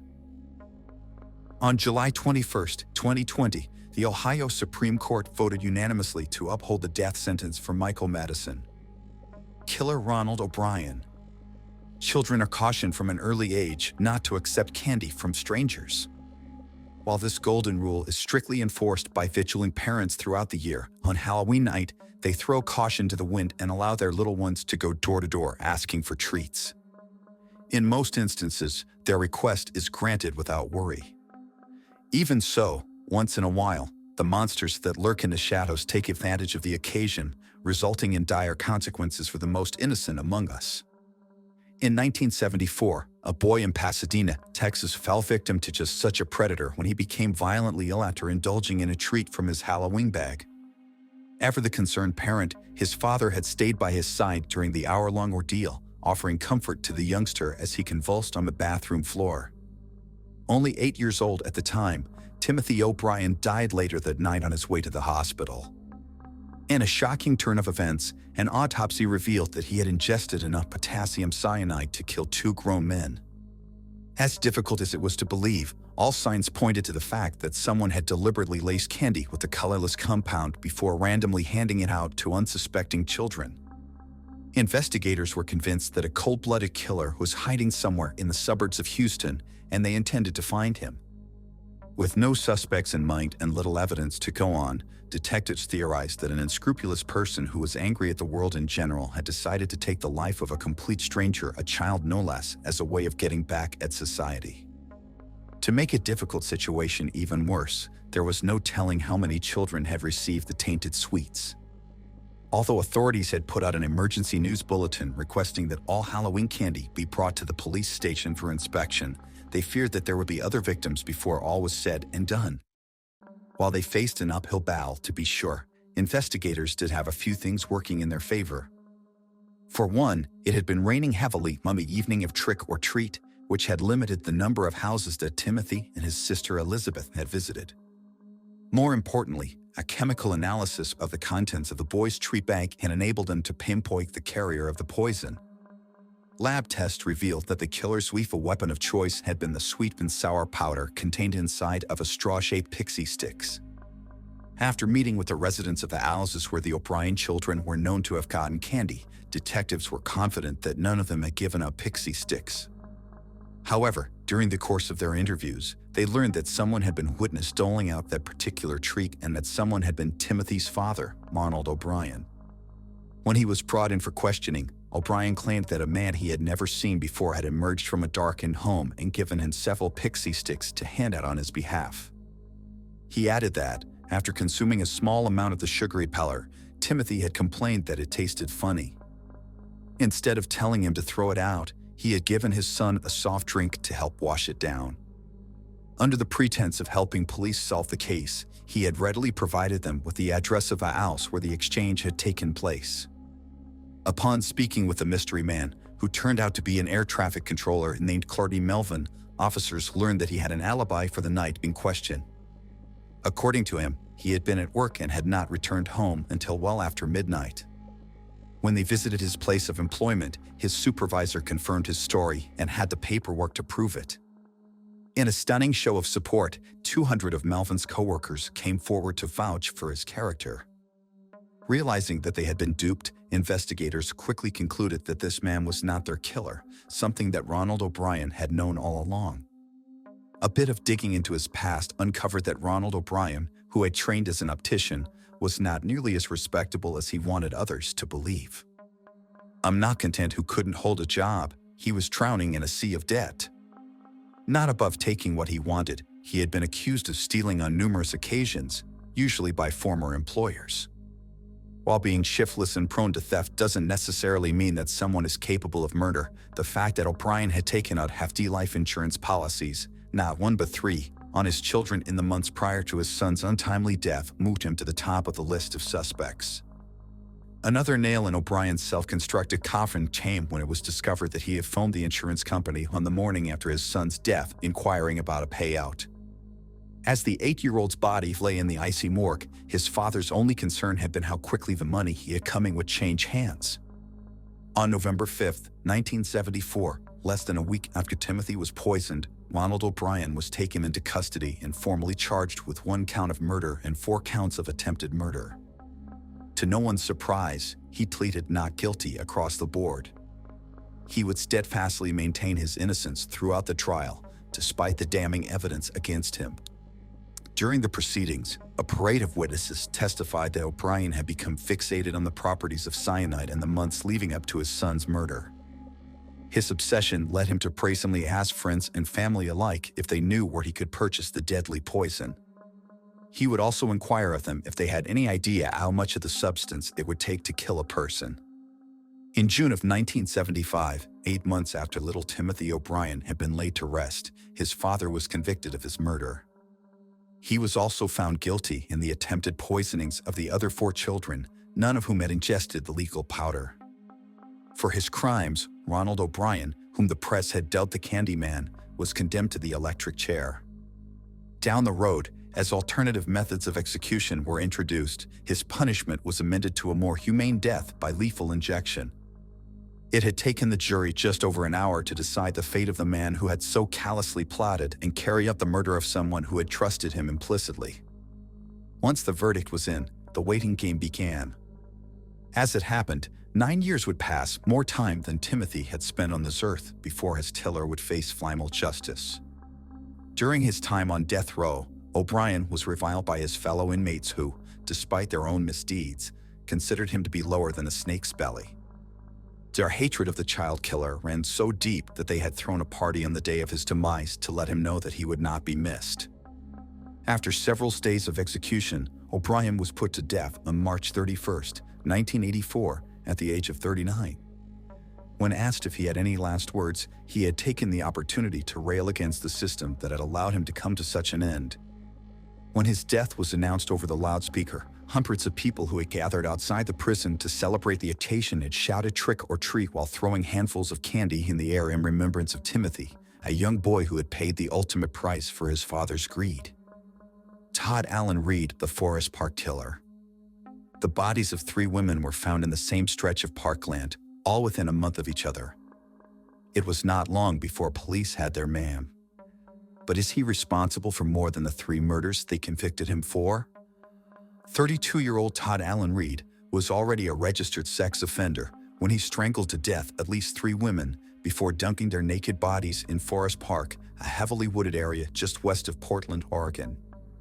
From 1992 to 1995, he had served a measly 2.5 years of a 12-year sentence for the sexual assault of Shelley Harding, who was 7 months pregnant at the time of his cowardly attack. She had been walking home from work when he approached her and forced her into his car at knife point. Reed was involved in and fled the scene of a minor crash with another vehicle on his way to the secluded spot where he sexually assaulted Shelley. After he had assaulted her, he attempted to strangle her with a seatbelt and began to cry. Shelley was strong and she was calm. She had been talking to Reed constantly, like he was a friend almost, building a rapport. Whilst doing so, she made sure to leave as much physical evidence as she could, touching every surface to leave as many of her prints as possible. Whatever this monster was going to do to her, she wasn't going to make it easy for him to get away with. When Reed broke down, she used this to her advantage, and her pleas to be let go and her promises that she would not tell anyone worked.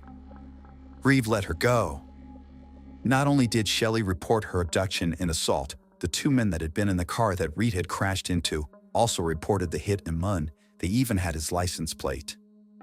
Reed pleaded no contest and was handed the 12-year sentence. He was registered as a sex offender and, crucially, his DNA was taken and stored in the state crime lab. This would be the golden ticket police needed to catch the Forest Park serial killer 7 years later. Reed was released early as he had built up sentence-reducing credits, half of which were for good behavior. At roughly 8 miles long and 5,100 acres, Forest Park is one of the largest urban forest reserves in the USA, ranked 19th to be more precise. It is not easy to wander from the 70 miles of trails due to the park's dense vegetation. To highlight just how secluded this park can get once you are off trail, in 2004, a 53-year-old man called Frank and his 12-year-old daughter Ruth were discovered to be living off-grid in the park. They had been there for 4 years, completely undetected. On May 7, 1999, a couple walking their dog on one of the park's more remote trails would come across the body of 28-year-old Wella Faye Muller. She was naked and face down, entangled in thick blackberry brambles. She had been strangled, and it was determined that her body had been there for around 2 months. Police would find a used condom merely 28 feet from her body. They were able to extract DNA from this vital piece of evidence. The next day, May 8th, police themselves would discover a second body whilst they were searching the immediate area. The body of 26-year-old Stephanie Lynn Mussel was found around a quarter of a mile away from where Lilla had been discovered. She too was found naked and had been strangled. Tests would determine she had been left there less than a week before she was found. They would also recover traces of DNA on her thighs. A group of hikers would find the third body, that of 18-year-old Alexandria Eisen, in the early evening of June 2nd. Alexandria had been reported missing sometime in May. Police were unable to reach her body until the next day. Due to the location, she'd been dunked down an extremely steep slope just off of a deer path. She was found naked, and she too had been strangled. Her body was around 1/4 of a mile away from Lilla and Stephanie's. After the discovery of Alexandria's body, police chief Charles Moves admitted that investigators had concluded they were looking for a serial killer due to the similarities of the crimes. Physically, all 3 women resembled each other, but they also have very similar life experiences. They were all homeless at the time of their deaths and had cocaine and heroin addictions, although Stephanie had just completed a detox program before her murder. Lilla and Alexandria or had been at some point engaged in prostitution to pay for these addictions. All 3 women were known to frequent West Burnside Street. It's also been claimed that Lilla and Stephanie knew each other, although this has not been proven either way. It was determined that all 3 of the women had been murdered elsewhere and their bodies were taken to Forest Park afterwards. Toxicology all showed that they had taken heroin sometime before their deaths. The police response was immediate and it was impressive. A specialist task force consisting of 16 individuals was formed, and they set about scouting bars, reaching out and offering protection to the community being targeted, and 30 additional beds were made available for homeless women during the investigation. Although residents were not happy about the lack of information they were receiving, the police kept their investigation tightly under wraps. Such was their determination to catch this killer. The task force would use the physical similarities of the three women to their advantage. A female officer of a similar appearance posed as a prostitute on West Burnside Street to see if they could reel the killer in. And sure enough, Reed took the bait. On the July 7th, the same day a vigil was being held for Lila, Stephanie, and Alexandria, Reed approached the undercover officer, and it was not long before his suspicious behavior flagged him to police. At about 5:20 a.m., he was approached by a member of the lookout team, Sergeant Joel Pellet. Reed readily admitted that he was a sex offender and agreed to a search of his vehicle. They found an unused condom, a book entitled A Killing Gift about a woman who can kill men by merely looking at them, and some yellow strapping. There was nothing incriminating to be found, and the police had to let him go. He was not off the hook, however, far from it. Another lookout that night, Detective Sergeant Dave Schlegel, recognized him from the 1992 sexual assault case. He had, in fact, been the arresting officer. Police began 24-hour surveillance of Reed, both at his home and at his place of work. At least once during the surveillance, he was observed driving in circles around West Burnside and Sandy Boulevard. The police lab results came back and confirmed that the DNA from the condom at the Muller crime scene and the DNA found on Stephanie's thighs matched the DNA that was on file for Todd Allen Reed. At around 7:30 p.m. on July 18th, after Reed had left for work, police executed a search warrant at his address, where he lived with his girlfriend. Once the police had left the premises, his girlfriend phoned him to let him know the police had been there. He attempted to make a getaway in the middle of his shift, but it was too late. The police had already arrived. At 11:30 p.m. on July 18th, 11 days after police had questioned him and only 1.5 months after the task force was set up, Reed was arrested outside of Ranella Produce, the warehouse where he worked night shifts, unloading the delivery trucks. On July 27th, he was indicted on 7 criminal counts in relation to 3 homicides. It emerged that Reed, who had been ordered to serve 8 years post-prison supervision and actually been kicked out of a sex offender treatment program 2 weeks before his arrest for failure to attend. On February 23, 2001, he pleaded guilty and received 3 consecutive life sentences with no possibility of parole. Reed had been facing the death penalty, but his plea deal took this off of the table. Reed is also the prime suspect in 2, possibly 3, other murders in the Portland area. The cases being referred to by Reed are the 1987 cold case murders of 15-year-old Jennifer Lyncher and 12-year-old Mendy Colleen Thomas, and the 1999 disappearance of 19-year-old Alma the Signs. In regards to the murders, Gresham Police Sergeant David Lerwick has been quoted as saying, "Always suspect that he was the person who killed both those girls. We didn't have enough evidence to convict him." Jennifer had gone missing on July 3, 1987, and her skeletal remains was found on July 8, 1988. Mingy went missing from the apartment complex where she lived on August 3, 1987, and her body was discovered on October 4, 1988. Both of the children had been strangled and dumped in wooded areas on the eastern side of Gresham, about 3 miles apart, and they were both last seen in the company of Joel Pellet, Reed's then-girlfriend and later wife. They married in 1988 and divorced in 1997. Gresham police said Bennett, who has a police record of her own, might have information about the killings but has been uncooperative. Bennett has denied any knowledge. At the time, police were operating under the assumption that they had both been killed by the same man, and that this man was known to them. They had questioned Reed at the time of the investigation due to the fact they had both been seen with Gale, but he was never charged or arrested. Police renewed efforts to solve the Gresham cases after his arrest in the Portland killings, but attempts to compare DNA from the old crimes with Reed's DNA have been inconclusive. Alma the witnessing on June 30, 1999, and has not been seen since. She was working as a prostitute at the time of her disappearance, and it has been claimed she knew / was friends with Alexandria Eisen. No charges have been brought forward in her case, although it is impossible to downplay the likelihood they already had something to do with Ametha's disappearance. As of June 2020, what prison Reed is in is not known, and as of June 2021, he was no longer listed as an inmate and may be dead. Hello friends, welcome to our channel. Today we're going to take a look at another horrible case with you, the case of Sierra Lamar.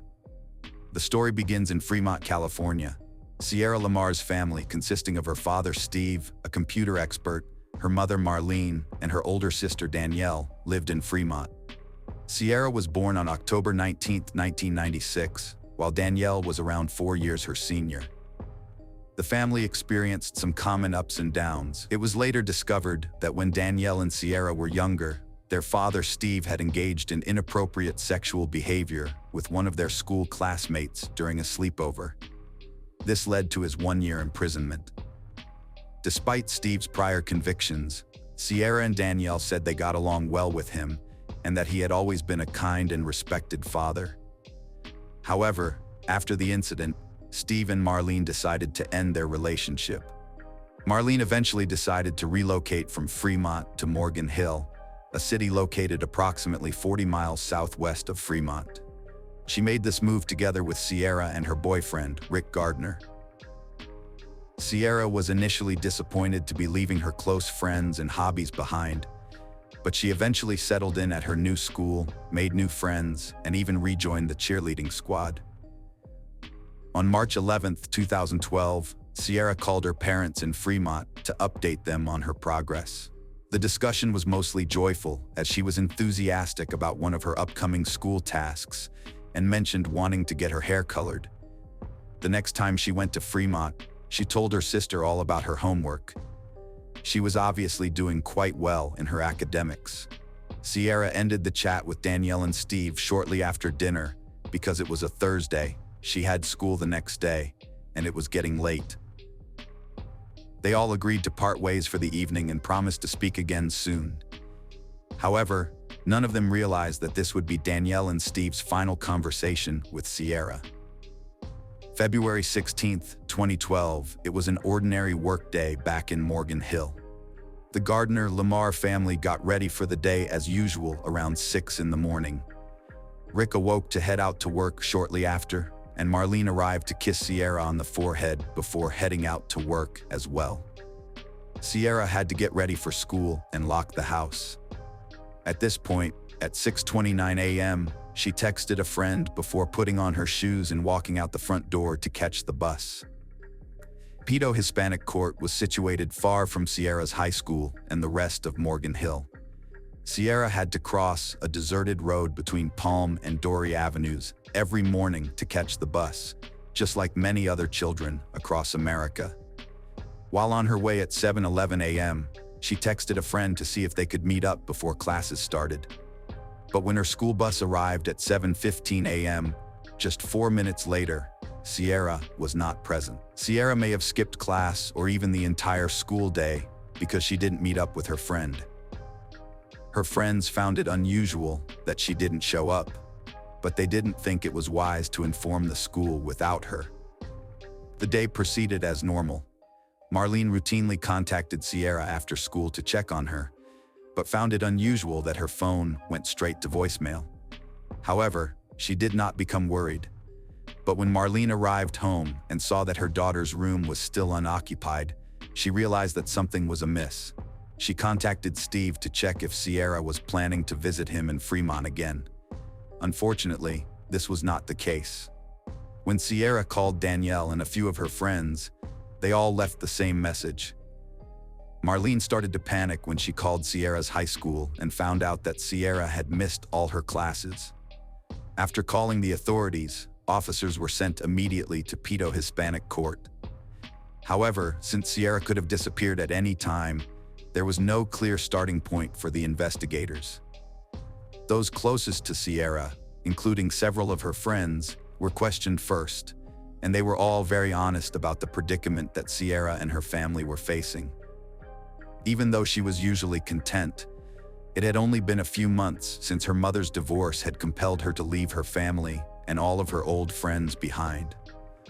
Authorities believed that because she frequently made lighthearted and even serious comments about returning to Fremont, she had most likely left voluntarily. Despite the fact that the police downplayed Sierra's disappearance, other factors were moving in the exact opposite direction.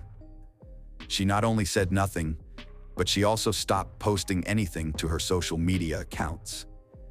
She never arrived at the front door, her phone was off, and all calls went to voicemail.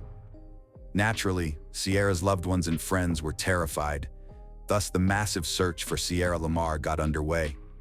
Despite the police's ineffective attempts, the trail of evidence related to Sierra's disappearance is currently one of the longest, most intricate, and most fascinating cases I've ever covered.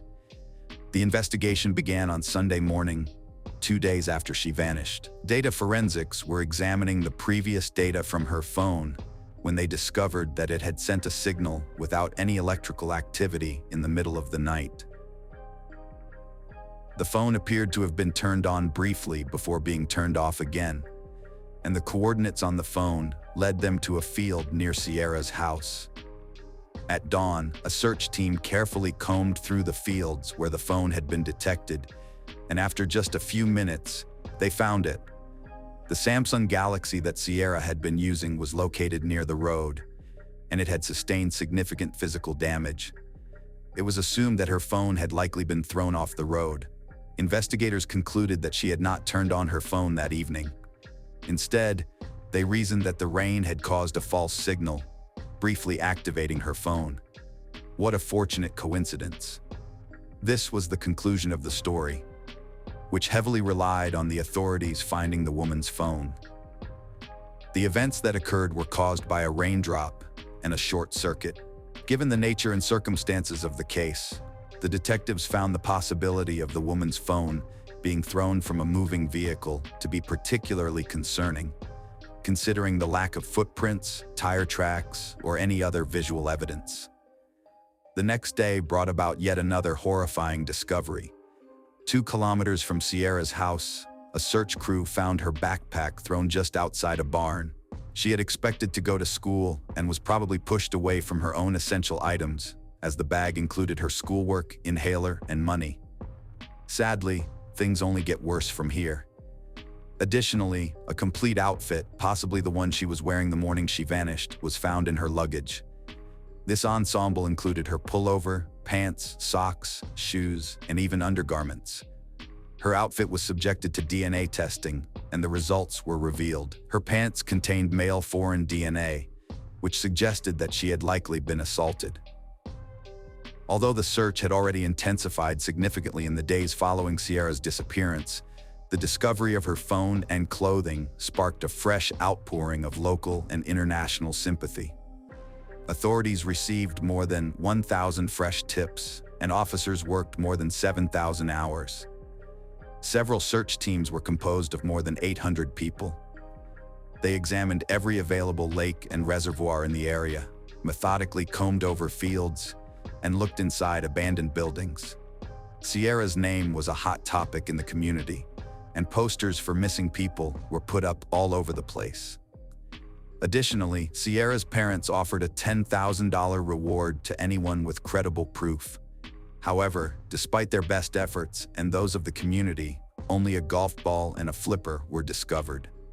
Investigators were closing in on a culprit, though the public was unaware. 12 days after Sierra's disappearance, DNA on her pants matched a local man. All 57 registered sex offenders in the area were investigated, and Sierra's father was quickly eliminated as a suspect.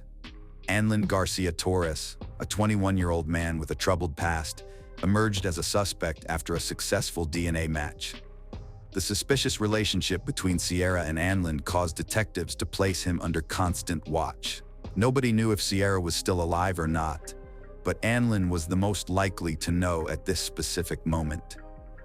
The officers thus took a number of steps to keep an eye on his whereabouts and means of communication.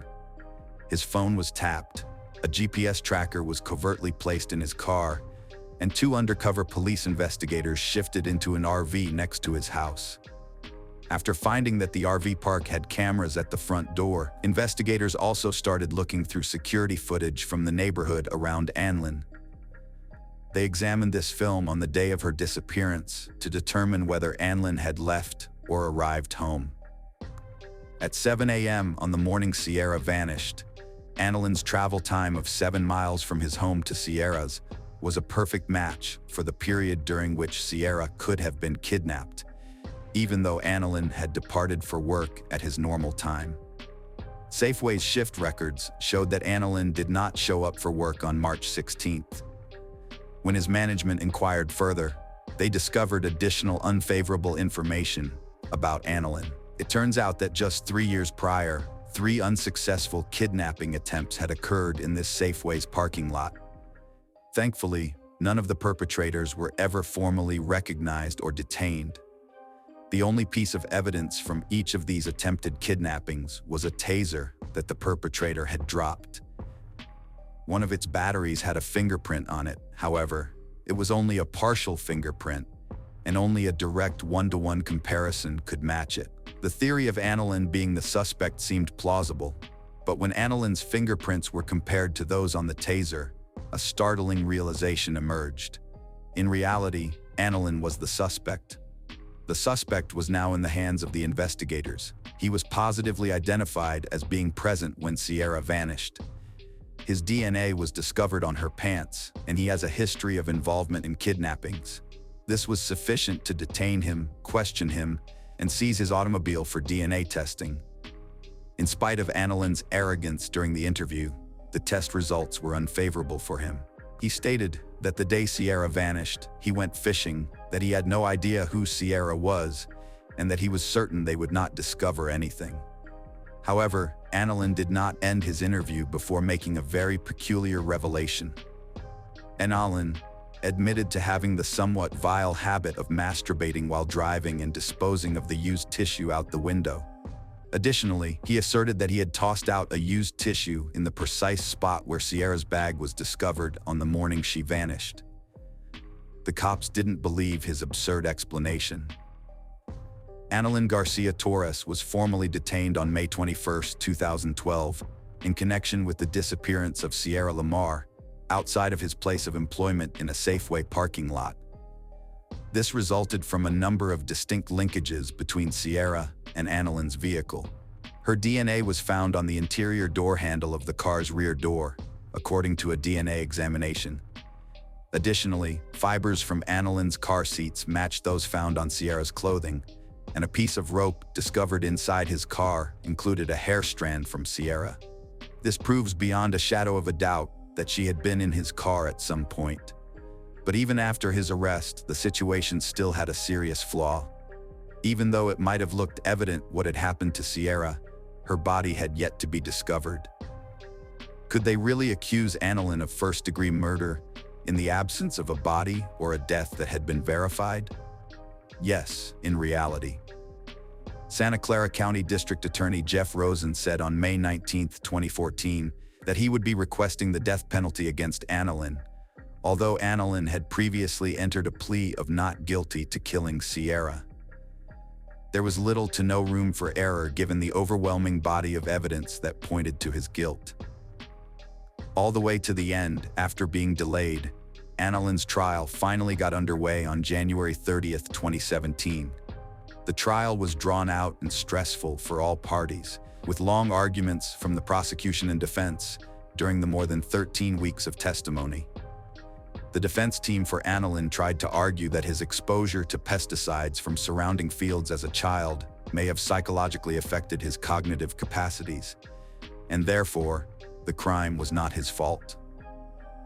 They considered this to be an interesting aspect of the trial. Additionally, they argued that he shouldn't be eligible for the death penalty because he had nothing to do with the toxic exposure. And under those circumstances, they claimed that this was a deficit he faced, which other people did not. In a last-ditch effort, Annalyn's defense team asked for a new trial after casting doubt on the reliability and honesty of the chief investigator and asserting that he had tampered with evidence in the past. This motion, though, was turned down. The jury convicted Annalyn Garcia Torres of Sierra Lamar's first-degree murder.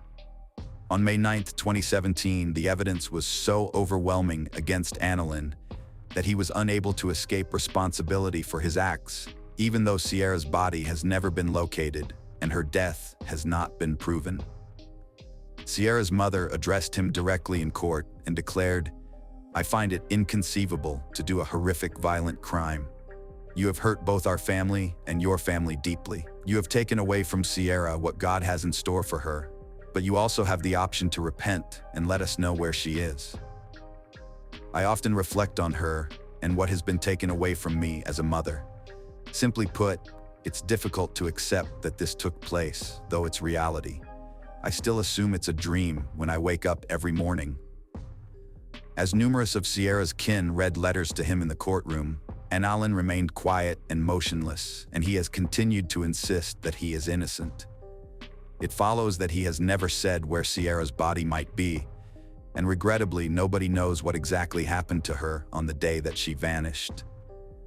Outside the evidence offered, Alan was formally given a life sentence without the possibility of parole, after being spared the death penalty. Since his sentencing, Alan has remained largely silent and, despite receiving hundreds of letters from news organizations and total strangers, has only answered one letter. In this letter, Alan wrote, "I maintain my innocence, and I'm not going to discuss the matter." This letter is sent to a news reporter from Crone 4. I do not trust the news, as there is a lot of selective reporting that presents an often inaccurate picture. Like many others, I believe everyone has a right to be heard, but sadly, those times are long gone. Actually, I'm not sure why Alan continues to maintain his innocence, as this is as obvious as day because of his DNA on Sierra's possessions, Sierra's DNA in his car, his prior criminal history, and a precise timeline. At least it was crystal clear that he was involved in Sierra's disappearance. There is no way she would still be missing if she were still alive, claim friends and family. Over a period of 3 years, volunteers carried out over 100 searches within a 15-meter radius, putting in a combined 50,000 man-hours of search effort in search of any information about the missing young woman. Even now, volunteers continue to search desperately for Sierra Lamar. The majority of them are aware that Sierra is probably deceased, but they still want to return her to her family and provide them with the closure they need. Nobody is certain where Sierra's body may be at this time, but hopefully, one day the Lamar family will receive the closure they seek. Hello friends, welcome to our channel. Today we're going to take a look at another horrible case with you, the case of Smith family. On July 5, 2005, around 8 a.m. on Deck 7, in one of the cabins of the Royal Caribbean cruise ship, 16-year-old Emily Rausch of Chicago was preparing for a new sunny day. Outside her cabin window, Emily noticed something strange that caused her alarm. She saw what appeared to be blood smeared across the canopy that served as a cover for the nearby lifeboat. She also saw a blood stain near the very edge of the canopy, as if someone who had been injured had fallen there before disappearing overboard. Emily could not remain indifferent to this discovery and hastened to report the strange sighting to the staff of the liner. George Smith was a cheerful, inquisitive, and bright young man. He was born in the small town of Greenwich, Connecticut, and his childhood was a happy one, filled with the joy and support of his family, which came first for George. He always maintained a close relationship with his parents and his sister, Bree. His father, George Smith Sr., owned a liquor store and ran it himself. The family business was not just a job for him, but a true passion. In 2000, the younger George Smith successfully completed his higher education in business at Babson College, which is located in Massachusetts. After graduation, he worked for several years in Boston as a computer data mining analyst. However, his heart has always belonged to the family business. After making an informed decision, George decided to return home to help his parents run the store under his father's guidance. He was going to learn the ins and outs of the family business so that he could take over the store in the future and allow his parents to enjoy a well-deserved vacation. In 2002, at one of his reunions with friends, George Smith met a girl who became his life partner. Jennifer was also a Connecticut native and had just received a job offer as an elementary school teacher. She was bright, beautiful, and ambitious, just like George himself. The young couple were completely infatuated with each other, and George's parents were also delighted with his chosen partner. 3 years later, in 2005, when George was 26 years old, the couple decided to get married and start a new chapter of their lives. They celebrated their wedding at the Castle Hill Inn, located in the picturesque town of Newport, Rhode Island, and the ceremony itself took place on the ocean front.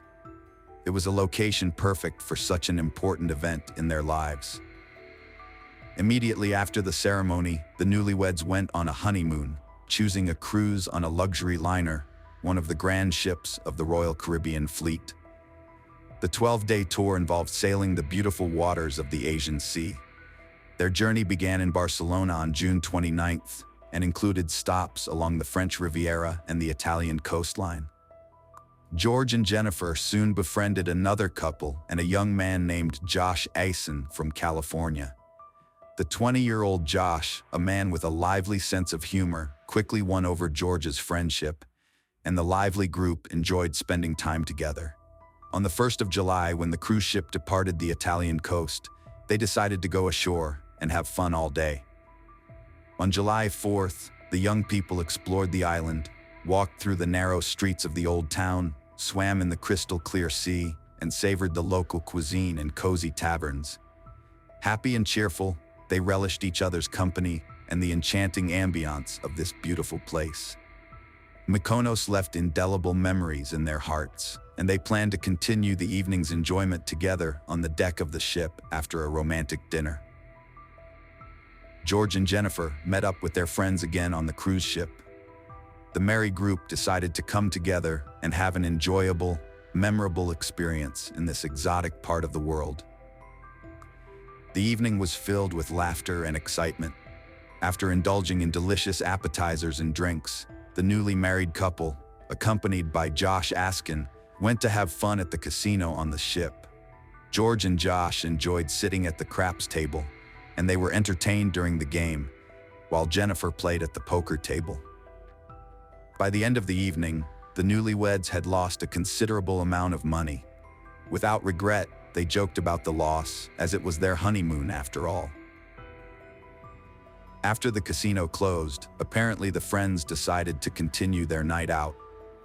The last video of George was recorded around 2:30 a.m. on one of the liner's many security cameras. The footage showed him leaving the casino, but that did not mean George would return to his cabin. In the early morning hours of June 5, 2005, on the Greek island of Mykonos, a mysterious plot began to unfold.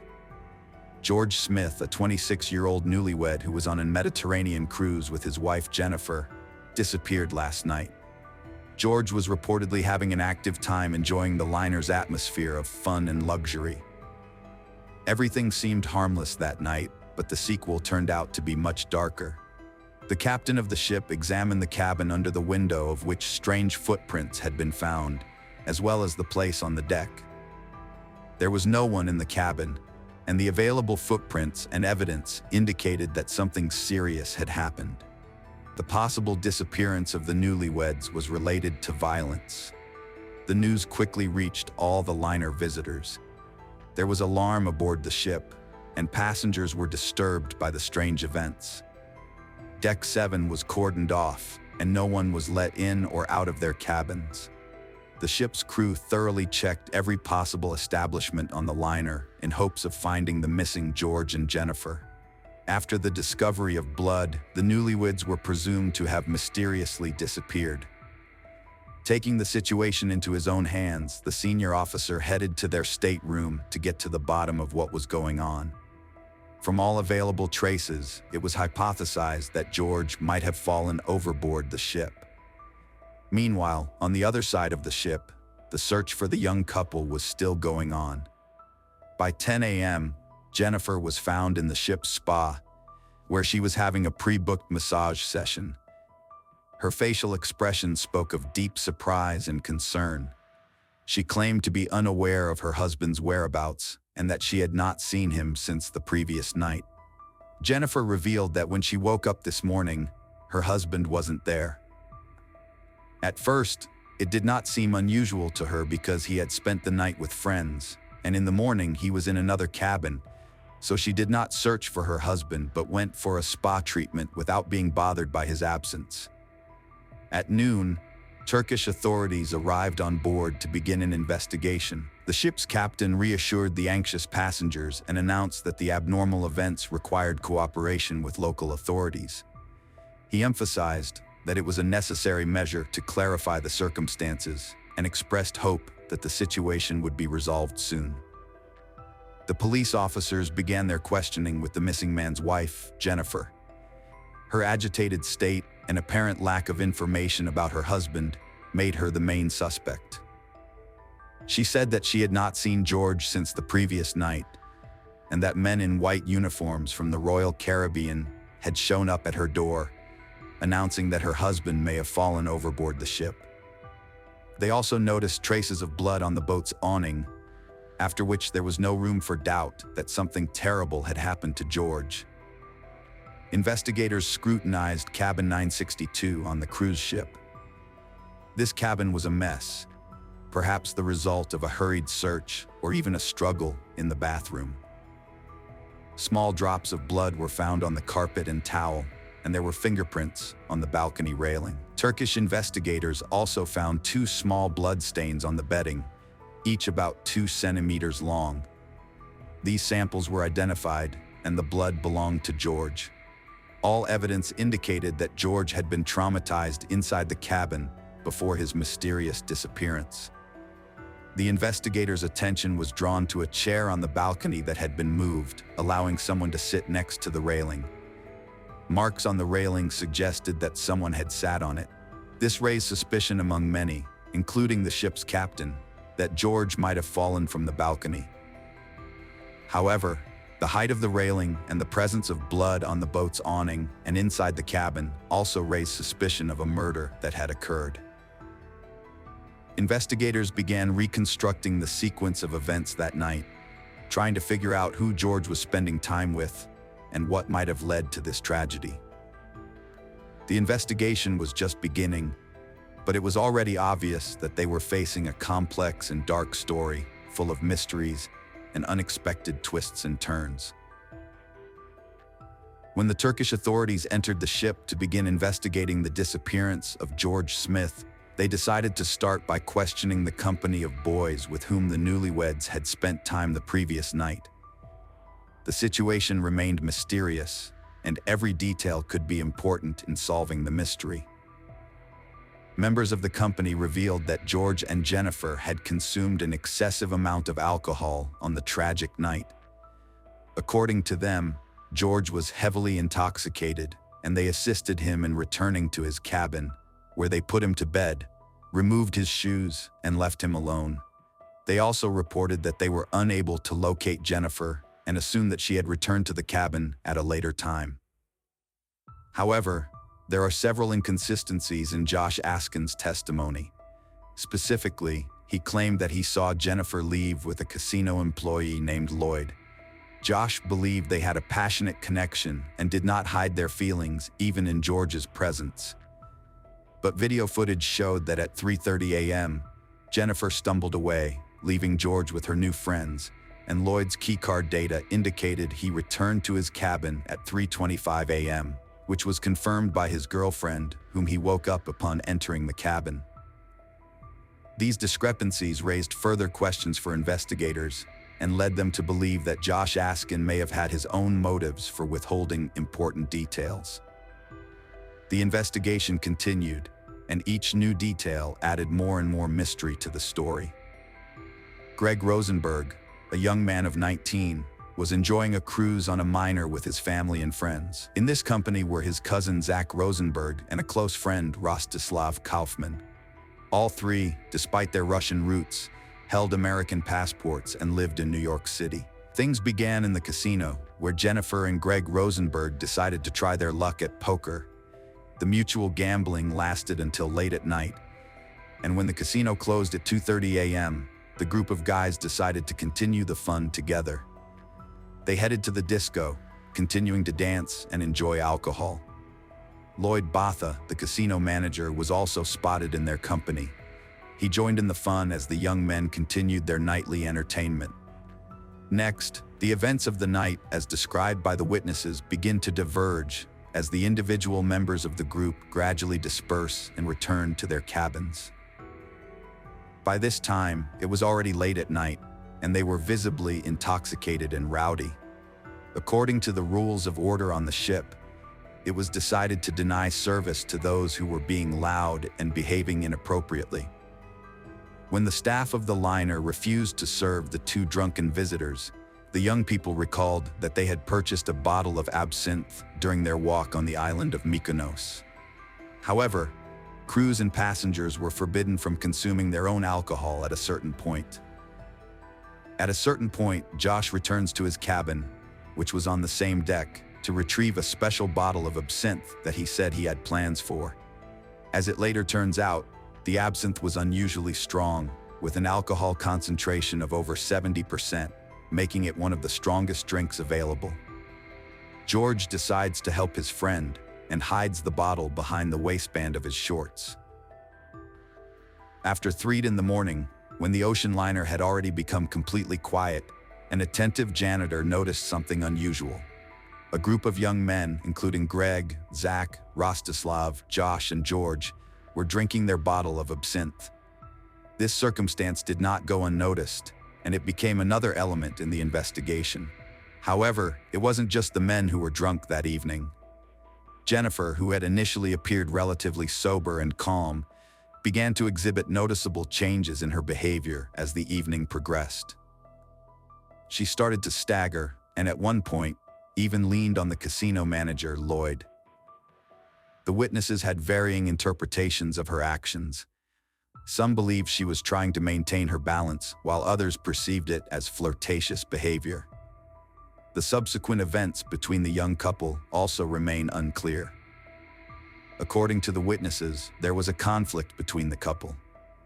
It is possible that they were simply discussing the previous evening, either jokingly or seriously, but at some point, Jennifer struck George.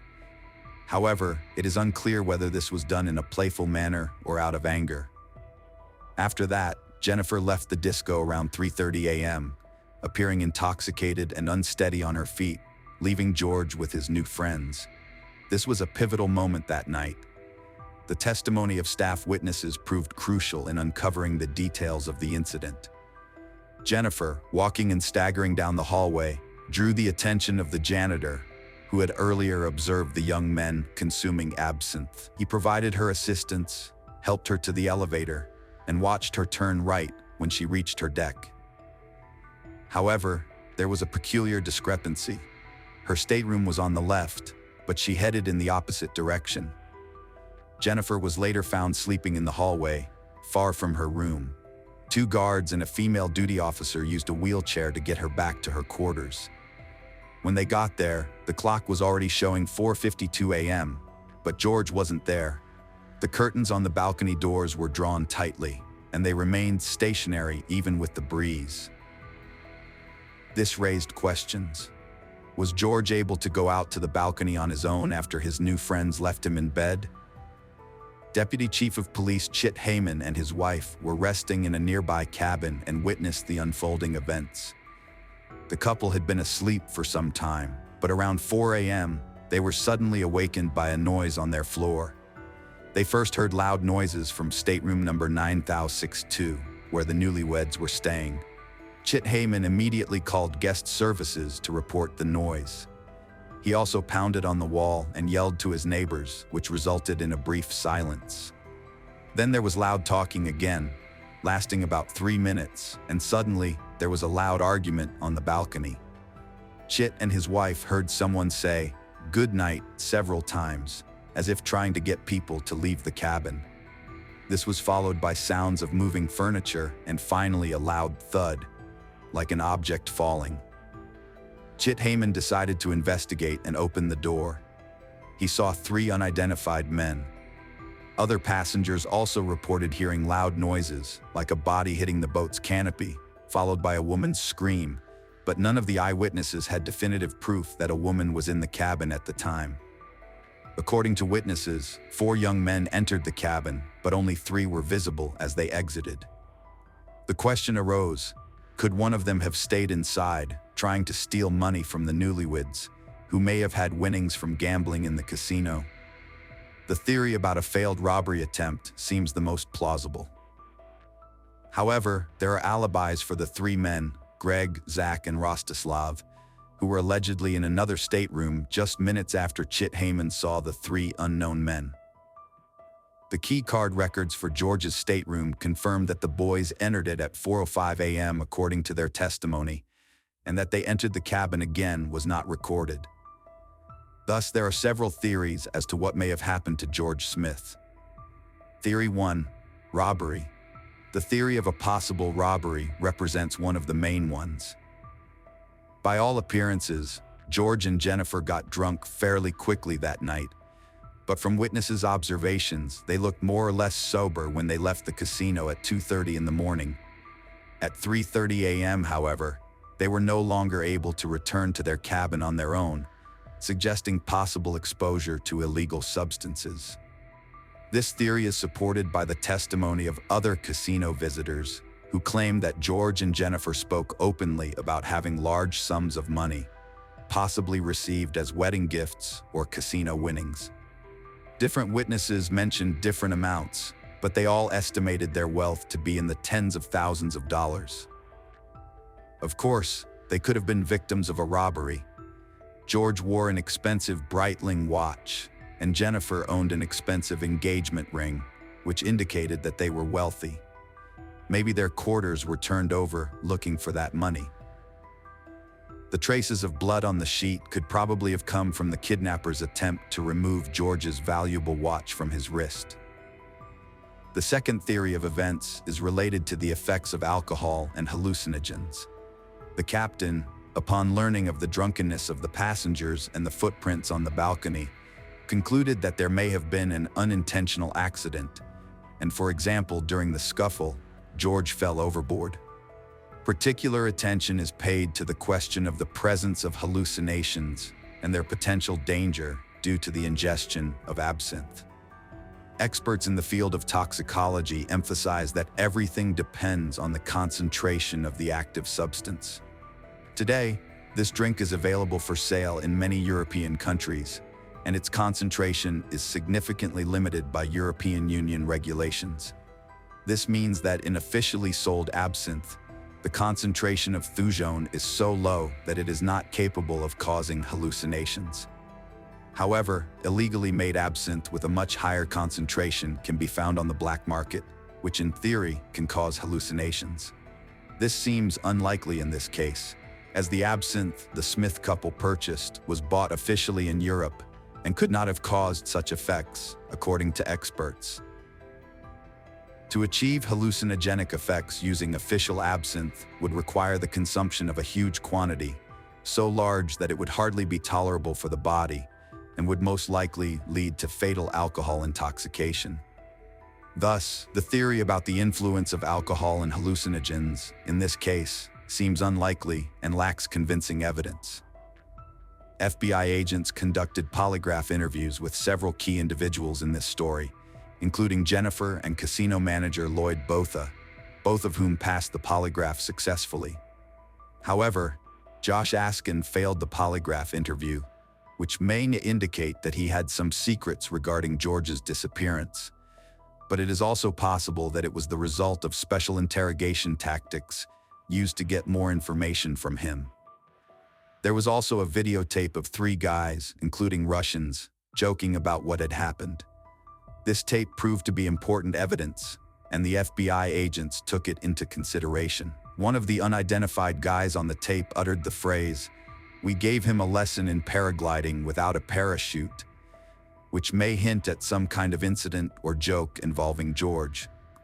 The George Smith investigation was also influenced by the testimony of Greg Rosenberg, who was among the young men who were in the company of those entertaining that night. He claimed that they ordered food to their cabin that day, which serves as a key alibi for the Russian boys. However, there are contradictions to this claim, as records in the ship's service logs do not support such orders, and the delivery service had been blocked for their cabin the day before. The staff was even instructed not to provide any service to them that night. Greg cannot say for sure which of the cabin's passengers placed the orders. In December 2019, Greg Rosenberg was murdered, and his death also remains unsolved. Police are looking into a possible link between his murder and the death of George Smith. The mysterious appearance of George Smith became a real mystery that cast a shadow on his family, and the situation became more and more complicated. The behavior of the relatives after this tragedy attracted the attention of both the public and law enforcement agencies. The Smith family continued to press the authorities, demanding that the truth and justice be revealed. The case of George's disappearance was transferred from the FBI's Connecticut Regional Office to the FBI's New York office. Their persistence, and more importantly, their ability to get the public's attention through the media, yielded little results in trying to solve this dark secret. The family offered a $100,000 reward for information that could help find and punish those responsible. They also called for a boycott of the shipowner's company, which they believed was trying to cover up the incident to keep profits. The relationship between George's parents and his young wife, Jennifer, became strained after the incident.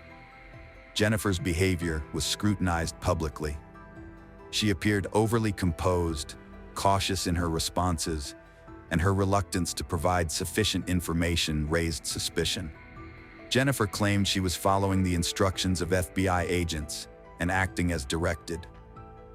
The Smith family, in their search for justice and truth, eventually lost faith in Jennifer when she accepted an offer from the judgment to settle the lawsuit independently for $1 million.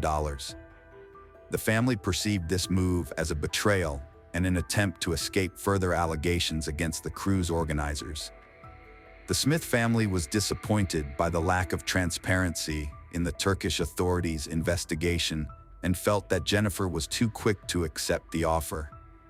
They were convinced that Jennifer was hiding something and was not showing the proper interest in finding out what had happened. Jennifer herself claimed that she remembered almost nothing from that night after 2:30 a.m. and was not even aware that the liner staff had found her in the corridor and returned her to her cabin.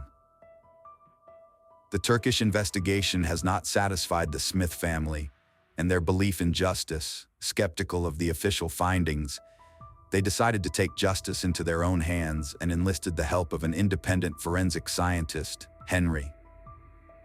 Lee Henry conducted a series of studies in the cabin and on the balcony, but the work was not included in the official investigation.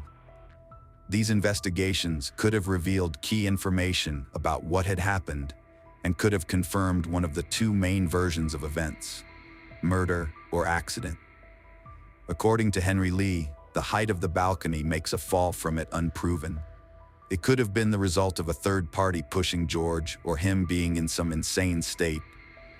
He could have climbed up on the chair by himself and fallen. Nevertheless, the latter version raised many questions and doubts. The expert intended to conduct an experiment to simulate a fall from the balcony, but the company owner of the liner refused this request. George's relatives claimed that this decision was made to hinder their attempts to establish the truth. Henry Lee also conducted investigations in the cabin, on the balcony, and on the boat, but the results of these investigations remained unavailable to the public. At the same time, the FBI stepped in and began conducting their own investigation, but many of their findings and discoveries also remained secret.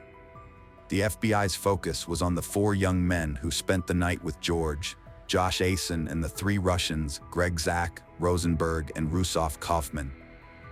Their testimony was largely inconsistent with that of the other witnesses, making the situation strange and confusing.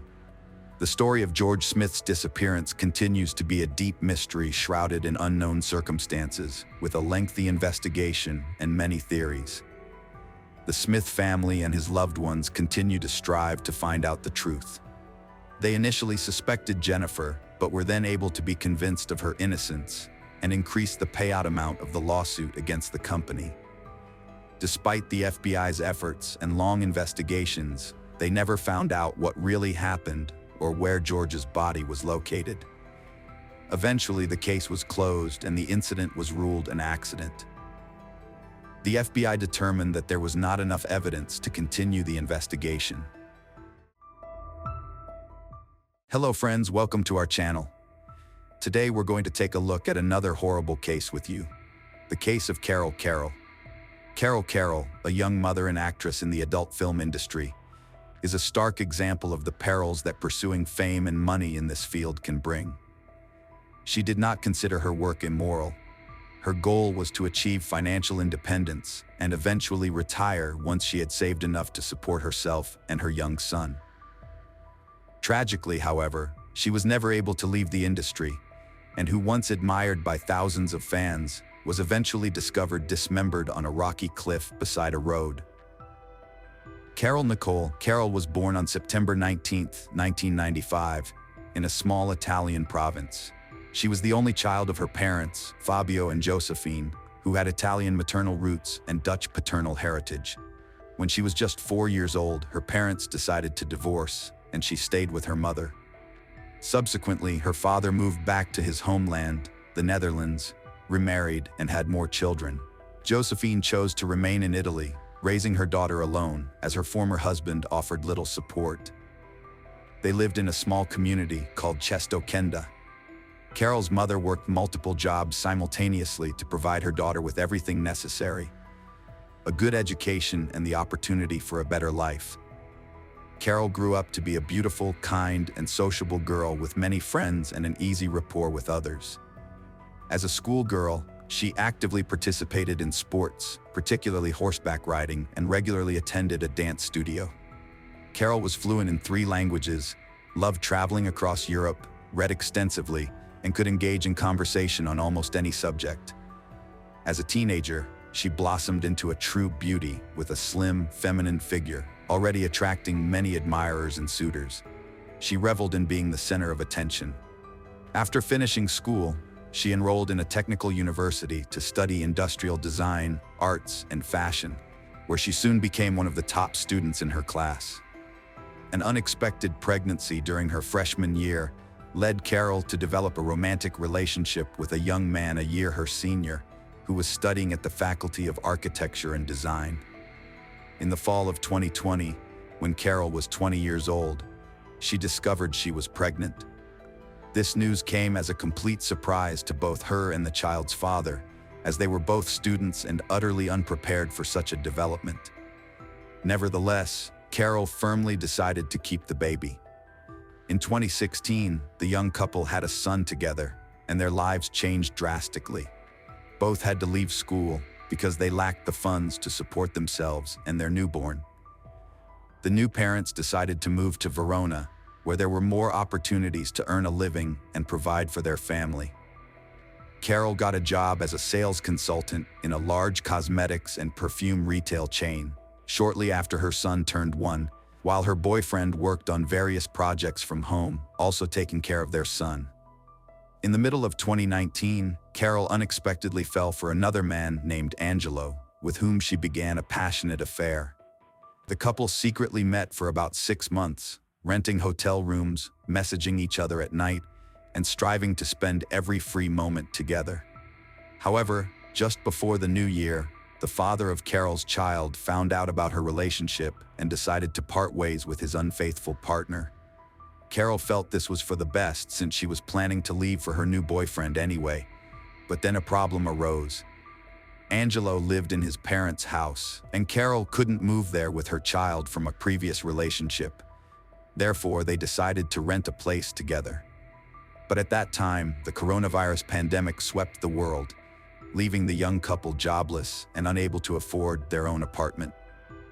Carol eventually moved into the home of her new boyfriend's parents and decided to temporarily leave her 4-year-old son with his biological father until the situation stabilized and she could bring him to live with her. Meanwhile, the situation worsened. A widespread self-isolation regime was declared, everyone was confined to their homes, and Carol faced significant financial difficulties. During this challenging period, Angelo and his parents supported Carol as best they could. She effectively lived at their expense in their home, unable to contribute financially to her young son. Moreover, Carol's mother was diagnosed with Parkinson's disease, which was progressing, and the woman needed costly therapy. Unexpectedly, during the lockdown, Carol frantically considered ways to earn money from home to support her son and ill mother. She decided to try earning through social networks and her own YouTube channel, sharing about life in isolation and the challenges she faced. However, this content did not attract much interest, but her attractive appearance as a novice blogger drew attention, earning her compliments and even some inappropriate proposals in the comments. A subscriber suggested she create an account on the platform OnlyFans, noting that her attractive looks would be highly appreciated there, and she could become a star and earn quickly. Carol took this advice and registered on the service under the pseudonym Charlotte Angel. She began creating revealing content, posting her intimate photos and short videos. Quickly, she amassed a significant following willing to pay for such content. Carol soon began earning well, but kept from her boyfriend and close relatives how she was making money and what she was being paid for. Over time, her content became more explicit and sophisticated as she strove to please her fans, and she herself enjoyed this line of work. Carol hid the details of her job as long as she could, but about 6 months later, someone she knew stumbled upon her account. Rumors spread, and soon everyone knew how she was making a living. She wasn't too upset and even tried to justify it by claiming that her work was also a form of art that brought in a decent income and fully satisfied her.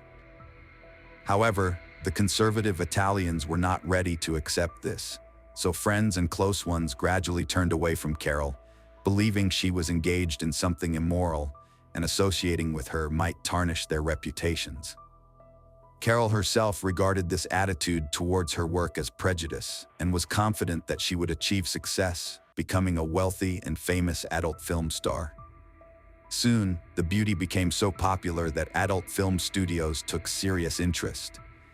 Several directors approached the sultry Italian with offers to star in their films, and she readily agreed.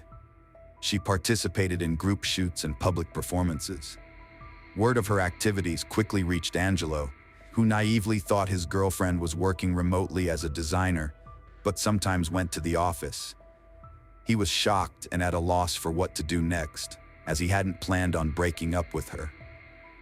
However, when his parents learned about the situation, they insisted he break up with this fallen woman immediately, lest she disgrace their entire family. By then, Carol had enough money to rent her own place. Her OnlyFans account was extremely popular. She regularly received offers from directors, and her fees kept increasing.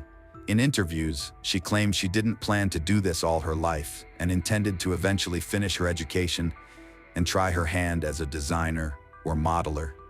But for now, she truly enjoyed what she was doing and was well compensated for it. Nonetheless, Carol often spoke about the constant moral pressure from those around her, their judgments, and attempts to shame her, causing certain psychological traumas. She called her work art and advocated for every woman's right to choose her profession without fear of judgment. Attempting to move on, and with a new dominant lover at 25, Carol moved to a small town called Rescaldina in the Milan province, deciding to start over. She planned to leave her career in the adult industry behind and got a job as a sales consultant at a perfume boutique. It seemed she had completely changed her life, but this was only temporary. A few months later, she met a 42-year-old local banker named David Fontana, who was passionate about photography, specializing in nude photography. They met online where he was seeking a model for his explicit projects. Carol responded to his offer, and during their first meeting, the pair felt an immediate mutual attraction. Fontana had been married for many years, but this did not stop him from starting a relationship with the young woman. They began dating, organizing explicit photographic sessions that regularly led to intimacy. Soon, he learned about Carol's past activities and persuaded her to return to filmmaking, recognizing her true talent. David had mixed feelings for her. He loved her, wanted to possess her, but also liked seeing his young lover in adult films. In March 2021, the banker divorced his wife and started living with Carol, realizing their most explicit and sinful fantasies. He helped her create content that was incredibly popular on OnlyFans, but he took a cut of the profits from their joint work. Carol soon became so successful and popular that foreign directors and studios began offering her lucrative contracts for shoots. Fontana was quite jealous in life, reacting sharply when others paid attention to his girlfriend on the street or tried flirting with her. But there were no restrictions or limits when it came to filming. He treated it as a regular job, which the actress was completely comfortable with. A few months later, Angelo called her, confessing he missed her greatly. He proposed they get back together, noting he was ready to accept her line of work and wouldn't interfere or restrict her. Carol was touched, but admitted she already had another man. Nevertheless, they continued to communicate, but when David learned about this, he became enraged, threatened Angelo, and even set his car on fire. Angelo immediately reported to the police about the threats to his life and property damage. The authorities issued a restraining order preventing Fontana from approaching Angelo, but no evidence of the banker's involvement in the arson was found, so he did not compensate for the damage. The in-demand actress often flew overseas for shoots, and her subscribers numbered over 30,000. Carol was saving up to buy her own home, take her son with her, and planned to leave the adult film industry, find another job, and focus on raising her son. Meanwhile, she began making custom videos, which proved to be a lucrative business. Fans sent her their own scripts of what they wanted to see, and she brought their fantasies to life for a handsome fee. Fontana continued to help her with filming and editing. They still lived together and shared the profits. In September 2021, Carol met an actor named Salvatore Galdo on a film set, who was her partner in several explicit films. However, real feelings ignited between them, and they started a romantic relationship. They dated secretly, fearing what David might do to her new lover. She waited for the right moment to tell the banker everything and break up with him for good. A few months later, Galdo gave her an engagement ring, asking her to become his lawful wife, and she joyfully accepted. By the end of the year, Carol had saved enough money to buy her own home. She planned to take her son, marry Salvatore, and finally decided to talk to Fontana. The man took the news surprisingly calmly. It seemed he understood everything and was ready to let her go to her new lover, but they still had several unfinished projects for which they had already been paid. They agreed to complete the work and then peacefully part ways forever. The mysterious disappearance of Carol. At the beginning of 2022, Carol unexpectedly vanished. She stopped appearing in films, ceased online streams, didn't communicate with colleagues, and accepted no new offers from directors. Many knew she had planned to leave the industry, so they assumed she had done just that. However, even her friends and fiancé, who were very concerned, couldn't reach her. Carol didn't answer calls but responded to messages in messengers, claiming she was fine, had decided to radically change her life, and needed time for herself. To her fiancé, Salvatore, she wrote that she had contracted COVID-19, was self-isolating, and they couldn't see each other for a while. Apparently, this explanation satisfied him, as he did not raise the alarm either. A month or 3 months later, on social media, new posts occasionally appeared on her account, but she hardly interacted with anyone, limiting herself to terse and brief responses, according to the latest photos on Carol's page. She had gone on a seaside vacation without telling anyone. Parts of an unidentified body in bags were discovered on March 20th, 2022. A passerby was walking along the outskirts of the Italian community of Borno on a road along a rocky cliff. He was suddenly drawn to large black trash bags lying on the slope near a body of water. The area was scenic and deserted, so the man was annoyed that someone had decided to dump trash there. He went down to the nearest bag and tried to lift it, but it was quite heavy. The real horror struck him when he saw human fingers poking through the torn polyethylene.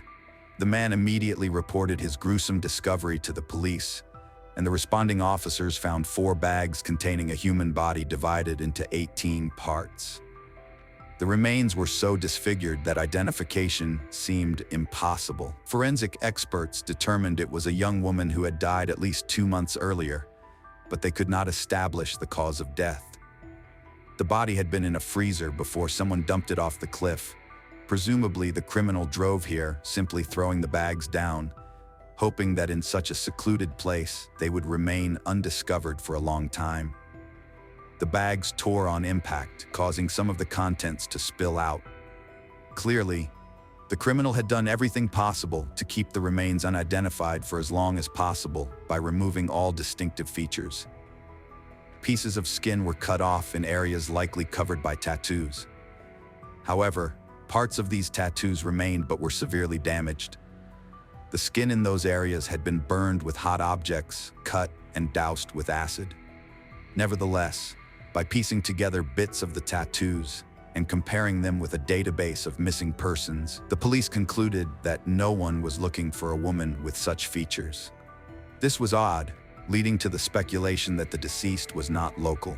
This remained the belief until a news report about the body was broadcasted, asking anyone who might recognize the described features to come forward. Soon after, a woman who appeared in adult films came to the station and said that based on the description of the tattoos, she recognized her colleague who had disappeared in early January. The actress mentioned that the deceased worked under the pseudonym Charlotte, but she did not know her real name. This information proved crucial as law enforcement now knew what the girl looked like in life, and they quickly established her identity and real name. The peculiar fiancé. As soon as the deceased's name became known, it was revealed that she had gotten engaged to her colleague, Salvatore Galdo, shortly before her disappearance. Curiously, he had not reported his fiancée missing.